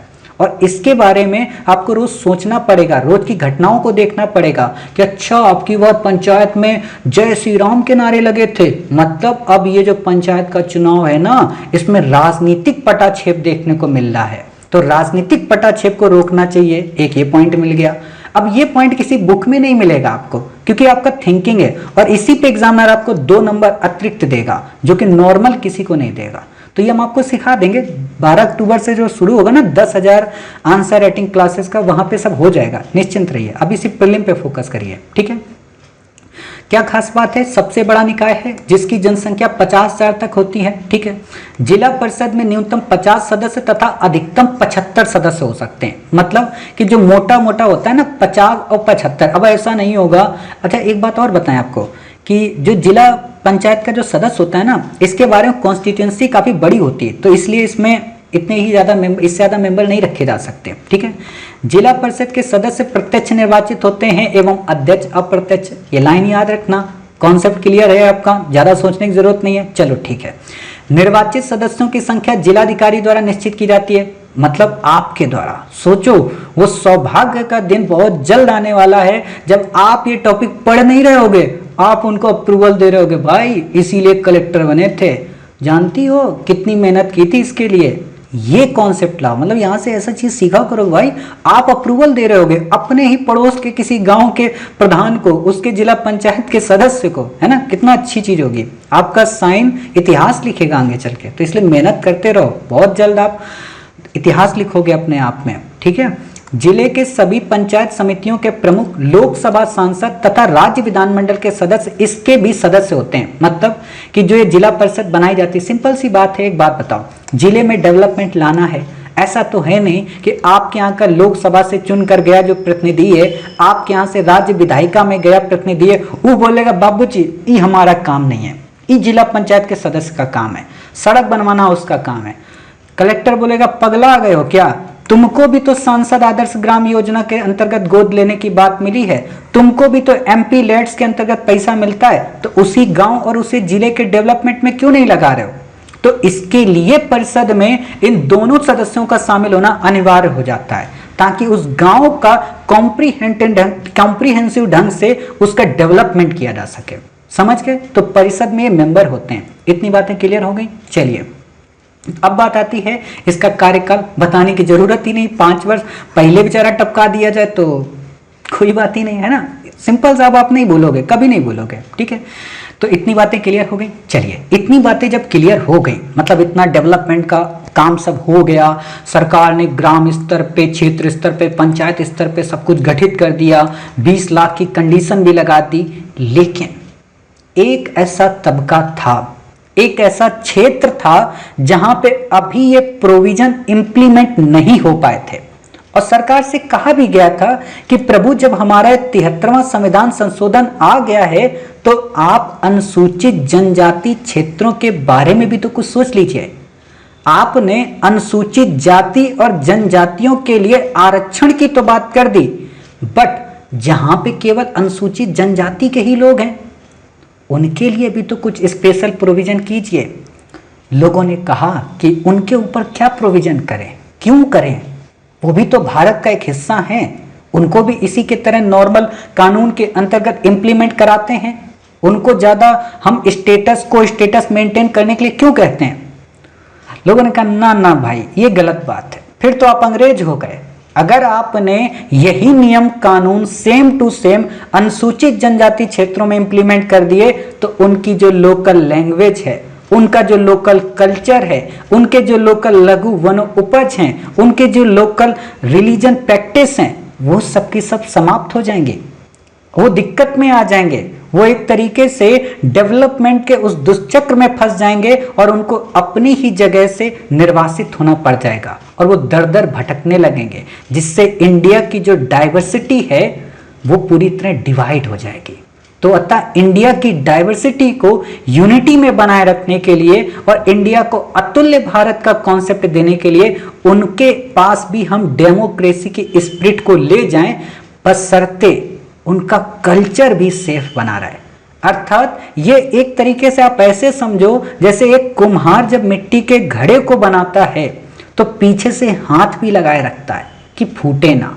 तो वही काम सरकार को करने के लिए कहा गया, लेकिन सरकार तो सरकार थी, 1 वर्ष के लिए कहा गया, वो बोले कर देंगे यार, मतलब इतना क्यों तुम परेशान हो। नरसिम्हा राव ने बोला, बोले नहीं बाबूजी हम परेशान हैं। तो बोले ठीक है एक काम करते हैं, भूरिया नाम के एक व्यक्ति को बुलाया, बोले कि बाबूजी आप हमको बताइए कि हम कैसे प्रोविजन करेंगे। भूरिया साहब बोले अरे बाबूजी यही पूछना था, पहले बता देते। उन्होंने नए नए नियम कानून सारे बता दिए और बोले एक काम करो, जो 5वीं अनुसूची के अंतर्गत आने वाले 10 राज्य हैं उन 10 राज्यों में इन कानून को हम डेवलप करते हैं और वहां पे इनको इंप्लीमेंट कराते हैं। ध्यान देना 5वीं अनुसूची की इन्होंने बात की है। 5वीं अनुसूची कौन सी अनुसूची है? वो अनुसूची जिसमें असम, मेघालय, त्रिपुरा, मिजोरम इन 4 राज्यों को छोड़ दिया जाए और बाकी जो राज्य बचे, बाकी कितने 10। पहले जब इन्होंने दिया था सिफारिश तो उस समय 8 होते थे, फिर 9 हो गए और उसके बाद फिर से डिवाइड हुआ तो तेलंगाना और आंध्र प्रदेश को लेके तो 10 हो गए। वर्तमान में अभी 10 राज्य 5वीं अनुसूची के अंतर्गत आते हैं। तो उनमें कैसे हम पंचायतों को इंप्लीमेंट करें, वहां पे इसकी बात की गई। समझ गए। अब आप में से कई सारे बच्चों का एक कॉन्सेप्ट क्लियर हुआ होगा कि पंचायती राज व्यवस्था के अंतर्गत पेशा अधिनियम अपने आप में क्या है। पेशा अधिनियम वास्तव में उन विशेष क्षेत्रों में कुछ सुधार के माध्यम से, कुछ संशोधन के माध्यम से इंप्लीमेंट कराने वाला 73वां संविधान संशोधन है। ठीक है, कुछ सुधार के माध्यम से, ये ध्यान रखना। अब बात आती है इसके संदर्भ में भूरिया समिति, कभी नहीं भूलोगे भूरिया समिति के बारे में। ठीक है, तो ये याद रखना आप। बाकी आता है इसी आधार पे 1996 पंचायत उपबंध अनुसूचित पेशा का पूरा नाम है Panchayat extension to schedule areas. अब नाम से समझ में आ रहा है ना, पंचायतों का एक्सटेंशन कर दिया गया, क्योंकि पहले वहां पे पंचायतें नहीं होती थी, ठीक है, तो उनको एक्सटेंस कर दिया गया, बढ़ा दिया गया, कहां पे, शेड्यूल एरियाज में, ठीक है। अनुसूचित क्षेत्र का विस्तार विधेयक प्रस्तुत किया गया और बाद में 24 दिसंबर को बना। आपसे ये नहीं पूछेगा, उस समय 8 राज्यों में किया गया था, वर्तमान में ये 10 संख्या इनकी हो गई है 5वीं अनुसूची के अंतर्गत, ठीक है। आपको ये सिंपल सा पता है, दिलीप सिंह भूरिया, बाकी आपको नहीं याद रखना है। लेकिन पेशा अधिनियम के अंतर्गत क्या पावर मिली, ये इंपॉर्टेंट है। किसको पावर मिली? ग्राम सभा और पंचायतों को। इसी पे यूपीएससी आपसे कई बार क्वेश्चन पूछी है और मे भी आगे चल के फिर से क्वेश्चन आपसे पूछ सकती है, तो आपको ये पॉइंट याद रखने की आवश्यकता है, ठीक है। तो एक एक हम पॉइंट देखते हैं और आप में से कुछ बच्चों को मैं बता दूं, कुछ बच्चों ने पहले भी पढ़ रखा है इस पेशा अधिनियम को। जब हमने अगस्त का और जुलाई का करंट अफेयर्स पढ़ाया था तो वहां पे हमने पेशा अधिनियम को कवर कराया है, बट यहाँ पे आपको पढ़ा देते हैं ताकि चीजें और अच्छे से समझ में आ जाए, ठीक है। तो इसके अंतर्गत क्या क्या प्रोविजन है? पहला कि भूमि अधिग्रहण, पुनर्वास और विस्थापित व्यक्तियों के पुनर्वास में अनिवार्य परामर्श का अधिकार। अगर आप भूमि का अधिग्रहण करते हैं, अगर आप सरकार वहां पे पुनर्वासित करती है, अगर वहां पे लोगों को विस्थापित करती है, तो पहले बाबूजी ग्राम सभा से आप अप्रूवल लेंगे। संसद हो या राज्य विधानमंडल, बिना ग्राम सभा के अप्रूवल लिए आप किसी भी अंबानी को, किसी भी अडानी को हमारे क्षेत्र में घुसने की अनुमति नहीं देंगे। ऐसा मैं क्यों कह रहा हूं? क्योंकि ब्रिटिश टाइम पीरियड में जनजाति एरिया को ऐसे ही पूरी तरीके से लूटा गया, उनकी संपत्ति को, उसने उनके खनन को पूरी तरह से वहां से छीन के और ब्रिटेन को संपदा पूर्ण बनाया गया। और इसीलिए आप देखिएगा उस समय जनजाति विद्रोह हुए थे, समझ गए। भारत में वर्तमान में जनजाति विद्रोह क्यों नहीं होते हैं? इंटरव्यू में हिस्ट्री वाले बच्चों से पूछा जा सकता है कि वर्तमान में भारत में जनजाति विद्रोह क्यों नहीं होते, तो आप बता देना साहब, सरकार ने कई सारे प्रोविजन कर रखे हैं, बहुत सारी छूटें दे रखी हैं, और उनमें जो सबसे प्रमुख भूमिका है वो है पेशा अधिनियम। क्योंकि सरकार संशोधनों के माध्यम से लोकतंत्र को चलाती है, सरकार संशोधनों के माध्यम से संविधान को चलाती है। ये लाइन याद रख लेना, निकल आई है मुंह से, काफी अच्छी चीज है। कभी भी आपसे क्वेश्चन पूछा जा सकता है कि वर्तमान भारतीय संविधान आज भी प्रगतिशील लोकतंत्र क्यों बना हुआ है, तो आप बता सकते हैं कि साहब हमारा जो संविधान है वो संशोधन के माध्यम से चलता है, इसलिए सकारात्मक है, इसलिए उसमें नकारात्मकता नहीं आ सकती, ठीक है। एक तो ये पॉइंट याद हो गया। दूसरा, एक उचित स्तर पर पंचायतों को लघु जल निकायों की योजना और प्रबंधन का कार्य सौंपा गया। मतलब जो भी जल निकाय हैं, आसपास की वाटर बॉडीज हैं, वाटरफॉल्स जिनको आप बोलते हैं, जैसे आप डैम वगैरह देखते होंगे कहीं ना कहीं बनते रहते हैं, तो उसको भी रेगुलेट करने का प्रोसेस इनको दिया गया है, ठीक है। उचित स्तर पर ग्राम सभा पंचायतों द्वारा खान और खनिजों के लिए संभावित लाइसेंस, पट्टा, रियायतें देने के लिए अनिवार्य सिफारिशें करने का अधिकार है। आपने देखा होगा कि हमारे यहाँ जो ट्राइबल एरिया है, जैसे मध्य प्रदेश है, हीरा पन्ना की खानें, ठीक है, पन्ना की जो खाने वहां से हीरा निकलता है, ठीक है। अब उन खानों में मान लो जनजाति अगर एरिया आ जाए तो सरकार को हीरा तो निकालना ही है, सिंपल सी बात है, लेकिन सरकार किससे जाएगी? बाबूजी पंचायत के मालिक, बताओ खनन कर लें। पंचायत का मालिक बोलेगा नहीं नहीं, ऊपर से खनन नहीं कर सकते हो, रैट खनन आती हो तो कर लो, मशीनें हैं। सरकार बोलेगी बिल्कुल साहब, तुम ऊपर ऊपर बैठे रहो, नीचे नीचे खोद देंगे और नीचे नीचे से हम सब कुछ कर लेंगे। आपने सुना होगा मेघालय में ऐसा ही खनन होता है वर्तमान में। मेघालय में रैट खनिंग खूब ज्यादा होती है और वहां से यही डिस्टर्बेंस होता है। कई बार वो लोग बेचारे चूहे के बिल की तरह खोद रहे होते हैं और पूरा वहां से ऊपर का भरभरा के गिर जाता है और बेचारे दब जाते हैं। पिछले शायद 2016 की घटना है, 15 से 16 लोग दब के मर गए थे उसी में, ठीक है। अगला आता है मादक द्रव्यों की बिक्री, खपत को विनियमित करना। ऐसा नहीं है कि देसी दारू चल रही है वहां पे, इसको रेगुलेट किया जाएगा, ठीक है। लघु वनोपज का स्वामित्व। लघु वनोपज का मतलब मान लो किसी एरिया में, ठीक है, वहां पे शीशम, सागौन ऐसी लकड़ियां मिल रही हैं, ठीक है, जैसे लाल चंदन है ना, आंध्र प्रदेश और तेलंगाना के क्षेत्रों में मिलती है लाल चंदन, जिसका उपयोग उत्तेजक वर्धक दवाओं को बनाने में किया जाता है। तो उसका स्वामित्व इन्हीं के पास है। ऐसा नहीं है कि अडानी को आपने टेंडर दे दिया और अडानी फिर वहां पे वो करने लगे, ये नहीं कर सकते हो, ठीक है। भूमि हस्तांतरण को रोकना और हस्तांतरित भूमि की बहाली ऐसा नहीं है कि आप जबरदस्ती किसानों के पास गए और वो जमीन छीन ली। आपने कई मूवी देखी होंगी पुराने जमाने की, उनमें क्या होता था, बड़े बड़े फैक्ट्री मालिक जो होते थे वो आते थे और किसानों से बोलते थे, ए बुढ़ऊ अंगूठा में हाथ लगा देना, सॉरी अंगूठा में हाथ थोड़ा लगा देना, मतलब कागज में अंगूठा लगा देना, ठीक है। तो यही होता था ड्रामा, लेकिन इसमें नहीं कर सकते हो, इसमें ग्राम सभा देखेगी। और आपको एक इंटरेस्टिंग बात बताऊं, कॉर्नवालिस जब भारत में आया तो उसने यही ड्रामा किया, उसने ग्राम पंचायतों के अधिकार को तोड़ने के लिए पुलिसिंग व्यवस्था लागू की। क्यों? क्योंकि किसान जो होता था वो साहूकार के पास गया और उससे बोला कि बाबूजी पैसा दोगे उधार, थोड़ा वो खाद आद लाना है, फसल असल लाना है, तो बोले ठीक है दे देंगे। अब लोगों ने उसको, साहूकार ने पैसा दे दिया, बेचारा किसान गया, खेती किया, सब कुछ वो कर लिया। जब देने की बारी आई तो साहूकार गया किसान के पास, बाबूजी पैसा देने नहीं आए थे। किसान बोला ले लेना बाबूजी, अगली फसल में ले लेना, एक काम करो थोड़ा और दे दो। साहूकार बोला अरे यार नहीं दिए तो ये वाला भी पैसा गया, दे दिए तो भी दिक्कत। साहूकार ने दे दिया, किसान ने अगली बार भी पैसा नहीं दिया। अब साहूकार परेशान कि कहां से यार हम इससे वसूले पैसा। साहूकार गया पंचायत के पास, ठीक है। पंचायत में ये दोनों बुलाए गए तो ग्राम प्रधान ने पूछा किसान से कि क्या रे हरिया, काहे इनको पैसा नहीं दे रहा है। तो किसान बोला बाबूजी क्या करें, पिछले साल गैया मर गई थी, अब की बार मैया मर गई, अब की बार ई हुआ, बेटी का ब्याह करना है तो हम उनको दे देंगे, परेशान ना हो बाबूजी। आपको लगता है कि हम छोड़ के जाएंगे गांव? बिल्कुल भी नहीं जाएंगे ना। तो ग्राम सभा का जो प्रतिनिधि होता था थोड़ा इन्हीं से चुन के जाता था या इन्हीं का प्रतिनिधि होता था, ठीक है। उसने इससे कहा साहूकार से, अरे काहे सेठ जी आप परेशान हो, बोल रहा है हरिया की दे देगा पैसा, परेशान ना हो, अभी बिटिया की शादी है, कुछ पुण्य उन्हें आप भी कमा लो। ई बेचारा साहूकार सन्न कि हम ही थे जो हमारे लूट के पैसा तुम वो करोगे। यही चीज कॉर्नवालिस को दुविधादार लगी।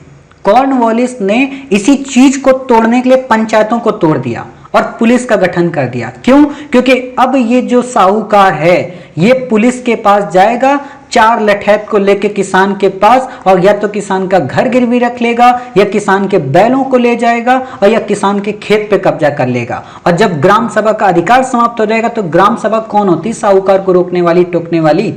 यही कॉर्नवालिस ने किया था। जब मॉडर्न इंडिया पढ़ाएंगे, इकोनॉमिक हिस्ट्री पढ़ाएंगे तो वहां पे इस कॉन्सेप्ट को क्लियर करेंगे। जो हम लोग कहते हैं ना कि पुलिस व्यवस्था की देन कॉर्नवालिस की देन है, आधुनिक भारत का निर्माता कहलाता। रे भाई, उसके दिमाग में इंडिया में पुलिस व्यवस्था लाना इसलिए नहीं था कि इंडिया को डेवलप करना था, बल्कि शोषण के स्तर को और बढ़ाना था।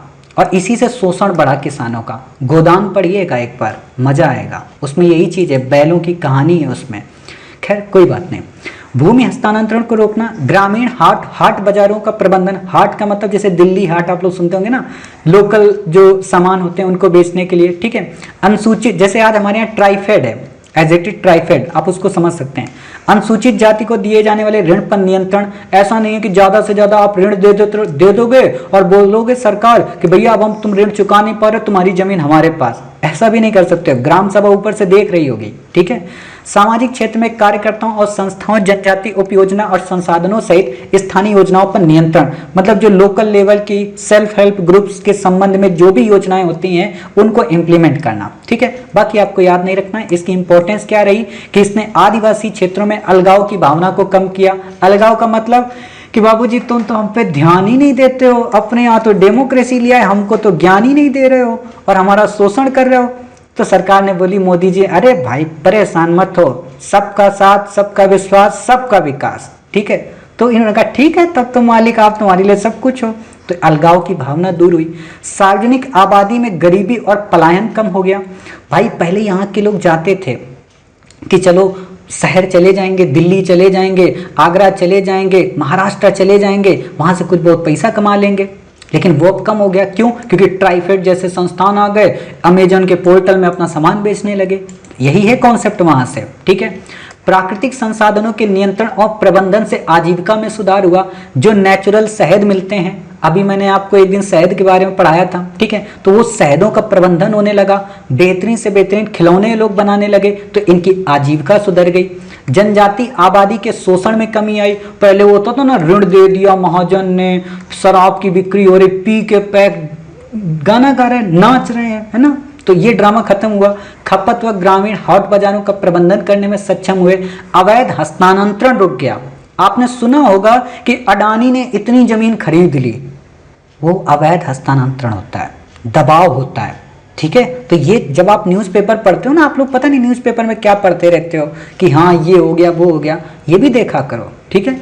पेशा अधिनियम जनजातियों में रीति रिवाजों, जनजाति आबादी की सांस्कृतिक पहचान और विरासत को संरक्षित करेगा। समझ के पर्पस क्या था पेशा लाने का, मतलब डेमोक्रेसी भी चलती रहे और उनका सांस्कृतिक पहचान भी ना छिन पाए, उनकी विरासत भी पूरी तरह संरक्षित रहे, ये था पेशा अधिनियम। उम्मीद है कि आपको पूरा कॉन्सेप्ट बिल्कुल नीट एंड क्लीन क्लियर हुआ होगा। खैर कोई बात नहीं, दूसरा देखते हैं। अगला हमारा आता है नगरीय स्थानीय स्वशासन। हमने रूरल एरिया में तो ये प्रोविजन कर दिया था, बट अर्बन एरिया में भी करने की बात हुई, क्योंकि सरकार चाहती थी कि हर एक लेवल पे हम डेमोक्रेसी को पार्टिसिपेटरी डेमोक्रेसी में, सहभागी लोकतंत्र में कन्वर्ट कर दें। और इसी के लिए सरकार ने नगरीय स्थानीय स्वशासन का भी कॉन्सेप्ट लाई। नगरीय स्थानीय स्वशासन के बारे में तो पहले से ही अशोका टाइम पीरियड में मेगास्थनीज के विवरण से देखने को मिलता है, बट इंपॉर्टेंट तौर पे जो हमारे यहाँ मॉडर्न एरा में आया वो 1726 के दौरान मद्रास के संदर्भ में आया। वर्तमान जो आधुनिक संदर्भ है, देश आजादी के बाद 74वें संविधान संशोधन के अंतर्गत शामिल किया गया और संविधान के भाग 9 में एक का वर्ड और जोड़ा गया, यानी कि 9 का। 9 क्या था? 9 था आपका पंचायत, और 9 का क्या है?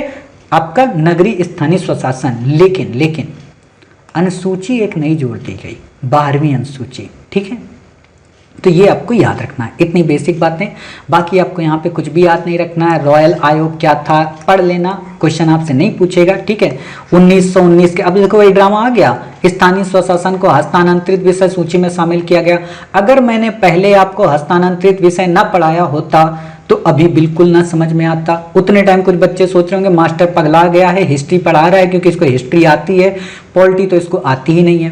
खैर कोई बात नहीं। रिपन को स्थानीय स्वशासन का जनक माना जाता है, आपसे नहीं पूछे। ये आर्टिकल बिल्कुल नहीं पूछेगा, कतई मत याद रखना, कोई भी मत याद रखना आर्टिकल, आपसे बिल्कुल भी नहीं पूछेगा कि आप 243, कुछ बच्चे डटे हैं 243 घा, 243 ला, 243 चा, 243 छा, आता कुछ नहीं है, कॉन्सेप्ट नहीं क्लियर है, लेकिन ये आर्टिकल रटे। क्यों?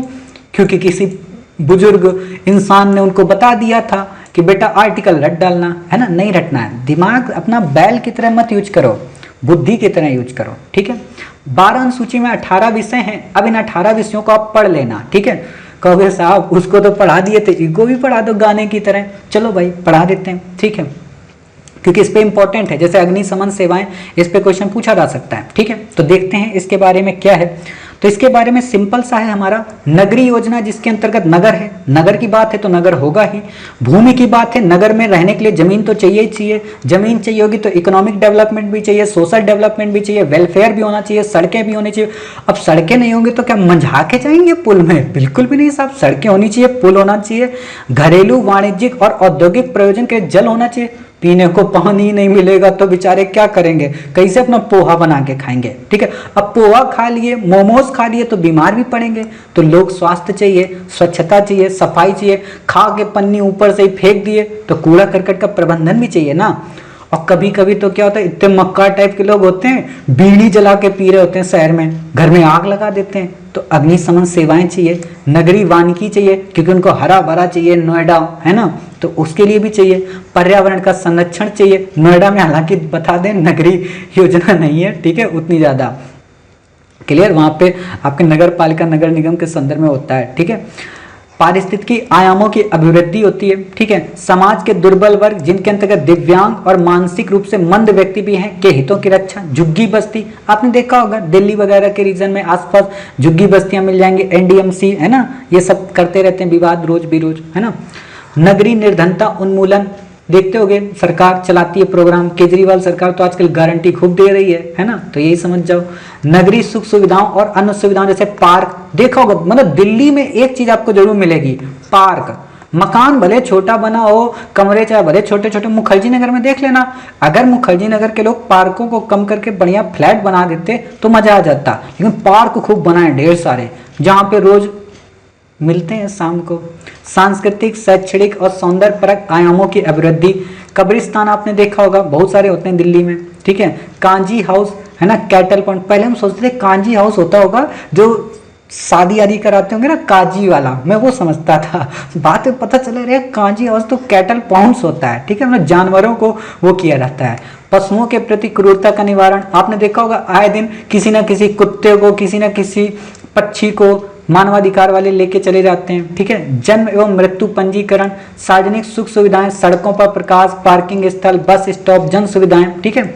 जन सुविधा केंद्र का मतलब वही सुसु करने जाना, पोटी करने जाना, उसको बोलते हैं, ठीक है। वधशालाओं और चर्म शोधनशालाओं, जैसे कानपुर सबसे घटिया शहर है ना, वहां पे केवल और केवल यही होता है कि जहां देखो स्लॉटर हाउस बने हैं और बिल्कुल घोड़े खच्चर में लद लद के वो जाती हैं, क्या बोलते हैं, खालें जानवरों की, और सब टेनरियों से बहा दी जाती हैं और पूरी गंगा में मिलके गंगा की पूरी वाट लगा देती हैं, ठीक है। तो इतनी बातें आपको याद रखना है यहाँ पे, बाकी आपको कुछ भी याद रखने की जरूरत नहीं है, ठीक है। अब यहाँ पे बात आती है इनका कैसे डिवीजन होता है, ठीक है, नगर पालिकाओं का गठन कैसे होता है। तो इनको अलग अलग के हिसाब से अलग अलग ढंग से गठित किया जाता है। जैसे वहां पे भी जनसंख्या को बेस बनाया गया, यहाँ पे भी ऐसा किया गया। तो देख लेते हैं, नगर निगम किनको कहते हैं, बड़े नगरीय क्षेत्रों को, खासतौर पर महानगरों में, जैसे दिल्ली, मुंबई है ना, तो यहाँ पे आप जैसे बीएमसी वहां देखेंगे, यहाँ पे एनडीएमसी देखेंगे, ठीक है। नगर पालिका परिषद छोटे शहर अथवा लघु नगरीय क्षेत्रों में। एक काम करना, आपके यहाँ क्या है, आपके यहाँ क्या नहीं है, कमेंट बॉक्स में जरूर बताना, ठीक है। यूट्यूब के कमेंट बॉक्स में या यहाँ पे भी ऑनलाइन के कमेंट बॉक्स में आप बता सकते हैं कि आपके यहाँ नगर निगम है कि नगर पालिका परिषद है। जरूरी नहीं कि आप अपना शहर का नाम बताएं, बस इतना बता देना हाँ नगर पालिका के नगर निगम है, ठीक है। नगर पंचायत, ठीक है। अब ये मत बताना जहां रहते हो, कुछ बच्चे दिल्ली में रह रहे होंगे, बोलो सर नगर निगम है, ऐसा मत करना, जहां से आए हो वहां से, जहां जन्म लिए हो, ठीक है। नगर पंचायत ऐसे संक्रमणशील क्षेत्रों में गठित की जाती जो गांव से शहरों के परिवर्तित हो रहे, मतलब ये बीच का है। होता है ना कि जो हम लोग खेल खेलते थे, 12 प्लेयर अगर हो गए तो एक को रखते थे बीच का कौआ, कि बेटा अगर बीच में कोई 3 पे आउट हो जाएगा तो तुमको बुला लेंगे। तो ये नगर पंचायत वहीं पे है, ठीक है। तो इतनी बातें क्लियर हो गई। कायदे से यहाँ पे इसको बीच में ही रखना चाहिए, नगर निगम नगर पालिका के बीच में नगर पंचायत। अगर मैं क्रम में लगाना चाहूं तो नगर निगम, नगर पंचायत और नगर पालिका परिषद, ठीक है। तो इतनी बातें आपको क्लियर रखनी है, बाकी आपसे क्वेश्चन नहीं पूछा जाएगा। अब ध्यान दो, नगर पालिका के सभी स्थानों पर प्रत्यक्ष चुनाव होगा, बिल्कुल बात सही है, इसमें ज्यादा सोचने की जरूरत ही नहीं है, ठीक है। अब यहाँ पे आपको बेसिक बातें क्या याद रखनी है कि राज्य विधानमंडल को शक्ति दी गई कि वे चाहे तो निम्न व्यक्तियों को नगर पालिका की बैठकों में शामिल कर सकते हैं। अब इसमें कुछ बताने की जरूरत है, कॉन्सेप्ट वहां पे ही मैंने बताया था कि अगर लोकसभा का सदस्य कोई चुन के गया है सांसद, राज्य विधानसभा का कोई विधायक चुन के गया है, तो क्या वो सिर्फ इसलिए गया है कि संसद में वो सीट को ऐसे थप थप थप थप करे और बस वहां पे बोले कि मुर्दाबाद जिंदाबाद, मुर्दाबाद बहिष्कार करो, है ना। इस ड्रामे के लिए तो नहीं गया होगा, डेवलपमेंट के लिए गया होगा, अपने क्षेत्र के डेवलपमेंट के लिए गया होगा। जिस क्षेत्र से बिलोंग करता होगा वो किसी ना किसी नगर पालिका के अंतर्गत आता होगा, तो उसकी रिस्पॉन्सिबिलिटी बनती है कि नहीं बनती है, तो उसको शामिल किया जा सकता है, ठीक है। यही बातें यहाँ पे दी गई हैं, बस यही है कि वोटिंग का राइट उनमें से कुछ को नहीं होता है, ठीक है। नगर पालिका के अध्यक्ष का चुनाव प्रत्यक्ष पद्धति से होगा या अप्रत्यक्ष पद्धति से, ये राज्य विधानमंडल तय करेगा, समझ गए। मतलब हर एक स्टेट में उसके अध्यक्ष का चुनाव कैसे होगा, राज्य विधानमंडल चुनेगा। मतलब ऐसा क्वेश्चन यूपीएससी आपसे इस पे नहीं पूछेगी, क्योंकि फिर वही बात है, केरला वाला कहेगा बाबूजी हमारे यहाँ प्रत्यक्ष हुआ था, महाराष्ट्र वाले कहेगा पागला गए हो क्या, हमारे यहाँ अप्रत्यक्ष रूप से हुआ था, उत्तर प्रदेश वाले कहेंगे अरे ना बाबूजी हमारे यहाँ तो मिक्सअप में हो जाता है बाहुबली तरीके से। तो ये चीजें समझ जाना, ठीक है, इस पे क्वेश्चन नहीं पूछेगा, इसलिए इसमें विवाद मत पैदा कर देना साहब सदस्य कैसे होगा, अध्यक्ष कैसे होगा, ठीक है। इसमें भी वही बात है कि 5 वर्ष तक बनी रहती है, भंग हो जाएगी तो फिर ऐसी स्थिति यहाँ पे आ जाएगी, ठीक है। बाकी आपको याद रखने की जरूरत नहीं है। शेष कार्यकाल के लिए गठित की जाएंगे, यदि 6 माह से कम की अवधि बची है तो चुनाव कराए जाएंगे, समझ गए, और नहीं बची है तो चुनाव नहीं कराए जाएंगे। बाकी आपसे क्वेश्चन नहीं पूछेगा। 21 वर्ष की उम्र की बात की गई है, बाकी आपको यहाँ पे याद रखने की बिल्कुल भी जरूरत नहीं है। इसके लिए भी क्या है, यहाँ पे वित्त आयोग का गठन किया गया है, आपको ज्यादा याद रखने की जरूरत नहीं है ना, आपसे क्वेश्चन नहीं पूछेगा।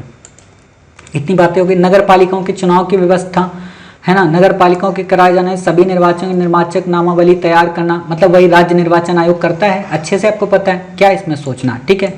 वार्ड समितियों का गठन, 3 लाख या इससे अधिक जनसंख्या वाले क्षेत्रों के लिए वार्ड समितियां गठित की जाती हैं तथा राज्य विधानमंडल वार्ड समितियों के गठन, प्रादेशिक क्षेत्र स्थानों को भरने आदि से संबंधित। मोटे तौर पे एक चीज तो देख रहे होगे ना, राज्य विधानमंडल बार बार आ रहा है, राज्यपाल वर्ड नहीं आ रहा है, ठीक है, और ना ही संसद आ रहा है। तो ये बुद्धि में, दिमाग में कान खोल के बिल्कुल रख लेना कि साहब राज्य विधानमंडल की बात हो रही है, ना कि यहाँ पे आपकी संसद की या फिर राज्यपाल की। ठीक है, इतनी बातें क्लियर हो गई। अब जो इंपॉर्टेंट क्वेश्चन पूछा गया है यूपीएससी के द्वारा वो है जिला योजना समिति यानी कि डिस्ट्रिक्ट प्लानिंग कमेटी और महानगरीय योजना समिति यानी कि मेट्रोपॉलिटन प्लानिंग कमेटी। नाम से ही समझ में आ रहा कि ये महानगरों के बारे में है, ये जिलों के बारे में। ठीक है, तो आपसे क्वेश्चन जो पूछेगा बेसिकली इसके सदस्यों को लेकर क्वेश्चन पूछता है। ठीक है, बाकी आपसे क्वेश्चन नहीं पूछेगा। जिला योजना नाम से ही समझ में आ रहा, जिले की योजना बनाएगा, उसको डेवलपमेंट के लिए प्रमोट करेगा, बट कितने सदस्यों के द्वारा, ये क्वेश्चन इंपॉर्टेंट हो जाता है। ठीक है, तो इसको बस याद रखना है कि प्रत्येक जिले के लिए जिला स्तर पर एक जिला योजना समिति का गठन किया जाएगा। इसका प्रमुख कार्य जिले की पंचायतों तथा नगर पालिकाओं द्वारा तैयार की गई योजनाओं को समेकित कर संपूर्ण जिले के लिए एक विकास मॉडल का प्रारूप तैयार करना। दूसरी बात, जिला योजना समिति में कम से कम 4/5 सदस्य जिला स्तर की पंचायत और नगर पालिकाओं के निर्वाचित सदस्यों में से होंगे। उनका अनुपात जिले में नगर और ग्राम की जनसंख्या के आधार पर होगा। आपसे बस यहाँ पे ये नहीं पूछेगा, नीचे वाली लाइन पंचायत और नगर पालिका के निर्वाचित सदस्यों में इंपॉर्टेंट ये 4/5, ये याद रखना। ठीक है, क्योंकि इसमें भी और इसमें भी ये कॉमन तो है कि कहां से चुने जाएंगे, लेकिन कॉमन नहीं है तो वो है 4/5 और 2/3। जिला बड़ा वर्ड है ना, तो 5 होगा। महानगर बहुत ज्यादा बड़ा वर्ड है तो 2/3 होगा। ठीक है, बाकी आपको यहाँ पे नहीं याद रखना है। राज्य विधानमंडल द्वारा ये कुछ भी आपको याद रखने की जरूरत नहीं। हाँ, यूपीएससी ने एक गंदा क्वेश्चन पूछा था और गंदगी तो तब हो गई जब यूपीएससी ने खुद नहीं माना। क्या नहीं माना? आपको ये दिख रहा है ना ईमानदारी से कि जिला योजना समिति किस अमेंडमेंट के अंतर्गत आई होगी? 74वें। यूपीएससी ने कहा था बाबूजी 73वें, और इस पे केस हो गया सुप्रीम कोर्ट पे। यूपीएससी ने बोला हम नहीं मानेंगे, जाओ तुम्हें जो करना उसको करो। और उसने अपने आंसर की में क्या ऑप्शन में दिया? जिला योजना समिति 73वें का पार्ट है ना। तो आप संभल कर इस क्वेश्चन को लगाना अगर जिंदगी में दोबारा आ जाए। हालांकि दोबारा गंदा करेगा नहीं यूपीएससी, उसको ही पता, पटक पटक के ठोका जाएगा फिर, है ना। कोर्ट केस हो जाते हैं, आप लोगों को शायद पता नहीं होगा, क्योंकि जो बच्चा सोचो मेरिट में 1 या 2 नंबर का ऊपर होगा वो क्या करेगा? कोर्ट ही केस करेगा और यूपीएससी को फिर मानना पड़ता है। तो आप इसमें हमेशा 74 ही लगा के आएगा और फेल हो जाना, है ना, और आंसर की मांगेगा, चलेंगे कोर्ट केस करेंगे। कुछ तो करना चाहिए जिंदगी में, एग्जाम नहीं हुआ तो कोर्ट केस ही करेंगे, क्या करेंगे। बाकी आपसे क्वेश्चन नहीं पूछेगा, आपको इसे याद रखने की जरूरत नहीं है। ठीक है, महानगरीय योजना समिति, इसमें बस मैंने आपको यही बताया, ऊपर वाली तो लाइन सेम होगी ना महानगरों के डेवलपमेंट के लिए। बाकी यहाँ पे 2/3 सदस्य आपको याद रखने हैं। बाकी आपसे क्वेश्चन किसी भी तरीके का नहीं पूछेगा। ठीक है, लास्ट आता है ये फालतू की चीजें कि अनिवार्य विवेकाधीन उपबंध क्या है। 6 माह के भीतर चुनाव हो, 21 वर्ष की आयु हो, 1/3 आरक्षण हो, 5 वर्ष में वित्त आयोग हो, राज्य निर्वाचन आयोग का गठन हो। क्या याद करना है सब चीजें? ठीक है, विवेकाधीन शक्तियां मतलब कि हाँ कर सकते हैं, नहीं कर सकते हैं, दे सकते हैं, नहीं दे सकते हैं। पिछड़े वर्गों को आरक्षण देंगे तो हमारा मन होगा, नहीं देंगे तो हमारा मन होगा। 102 अमेंडमेंट आ चुका है, कॉन्स्टिट्यूशनल बॉडी दे दिया गया है पिछड़ा वर्ग आयोग को, फिर भी नहीं मानते ये लोग। ठीक है, वार्ड समिति का गठन, मतलब ये चीज नहीं पूछेगा, मोटे तौर पे बस यही समझो, यही पूछेगा। ठीक है, जिला योजना समिति 4/5, महानगर योजना समिति 2/3। ठीक, बाकी आपको अच्छे से पता है कि मैं अनुच्छेद आपको याद नहीं कराता हूँ। अनुच्छेद आपको जो याद करने केवल 1 से 51 का तक, 51 तक तो नीति दे सकता, और 51 का जो है वो पूरा का पूरा फंडामेंटल ड्यूटी 11 की 11 वहां तक याद करना है। बाकी आपको कुछ भी नहीं याद रखना है। ठीक है, तो इस तरीके से हमारा काफी ये ब्रॉड टॉपिक था, काफी उलझा हुआ टॉपिक था। इसके कॉन्सेप्ट क्लियर होने बहुत ही जरूरी थे। उम्मीद है कि आपको इस पूरी क्लास में न केवल कॉन्सेप्ट क्लियर होंगे बल्कि बहुत सारे मजाक वाली चीजें भी सीखने को मिली होंगी। ठीक है, तो मिलते हैं अपने नेक्स्ट यानी कि डे 12 में कुछ इंपॉर्टेंट आर्टिकल के साथ। अपना ख्याल रखिए, स्वस्थ रहिए। जय हिंद, जय भारत, वंदे मातरम, भारत माता की जय।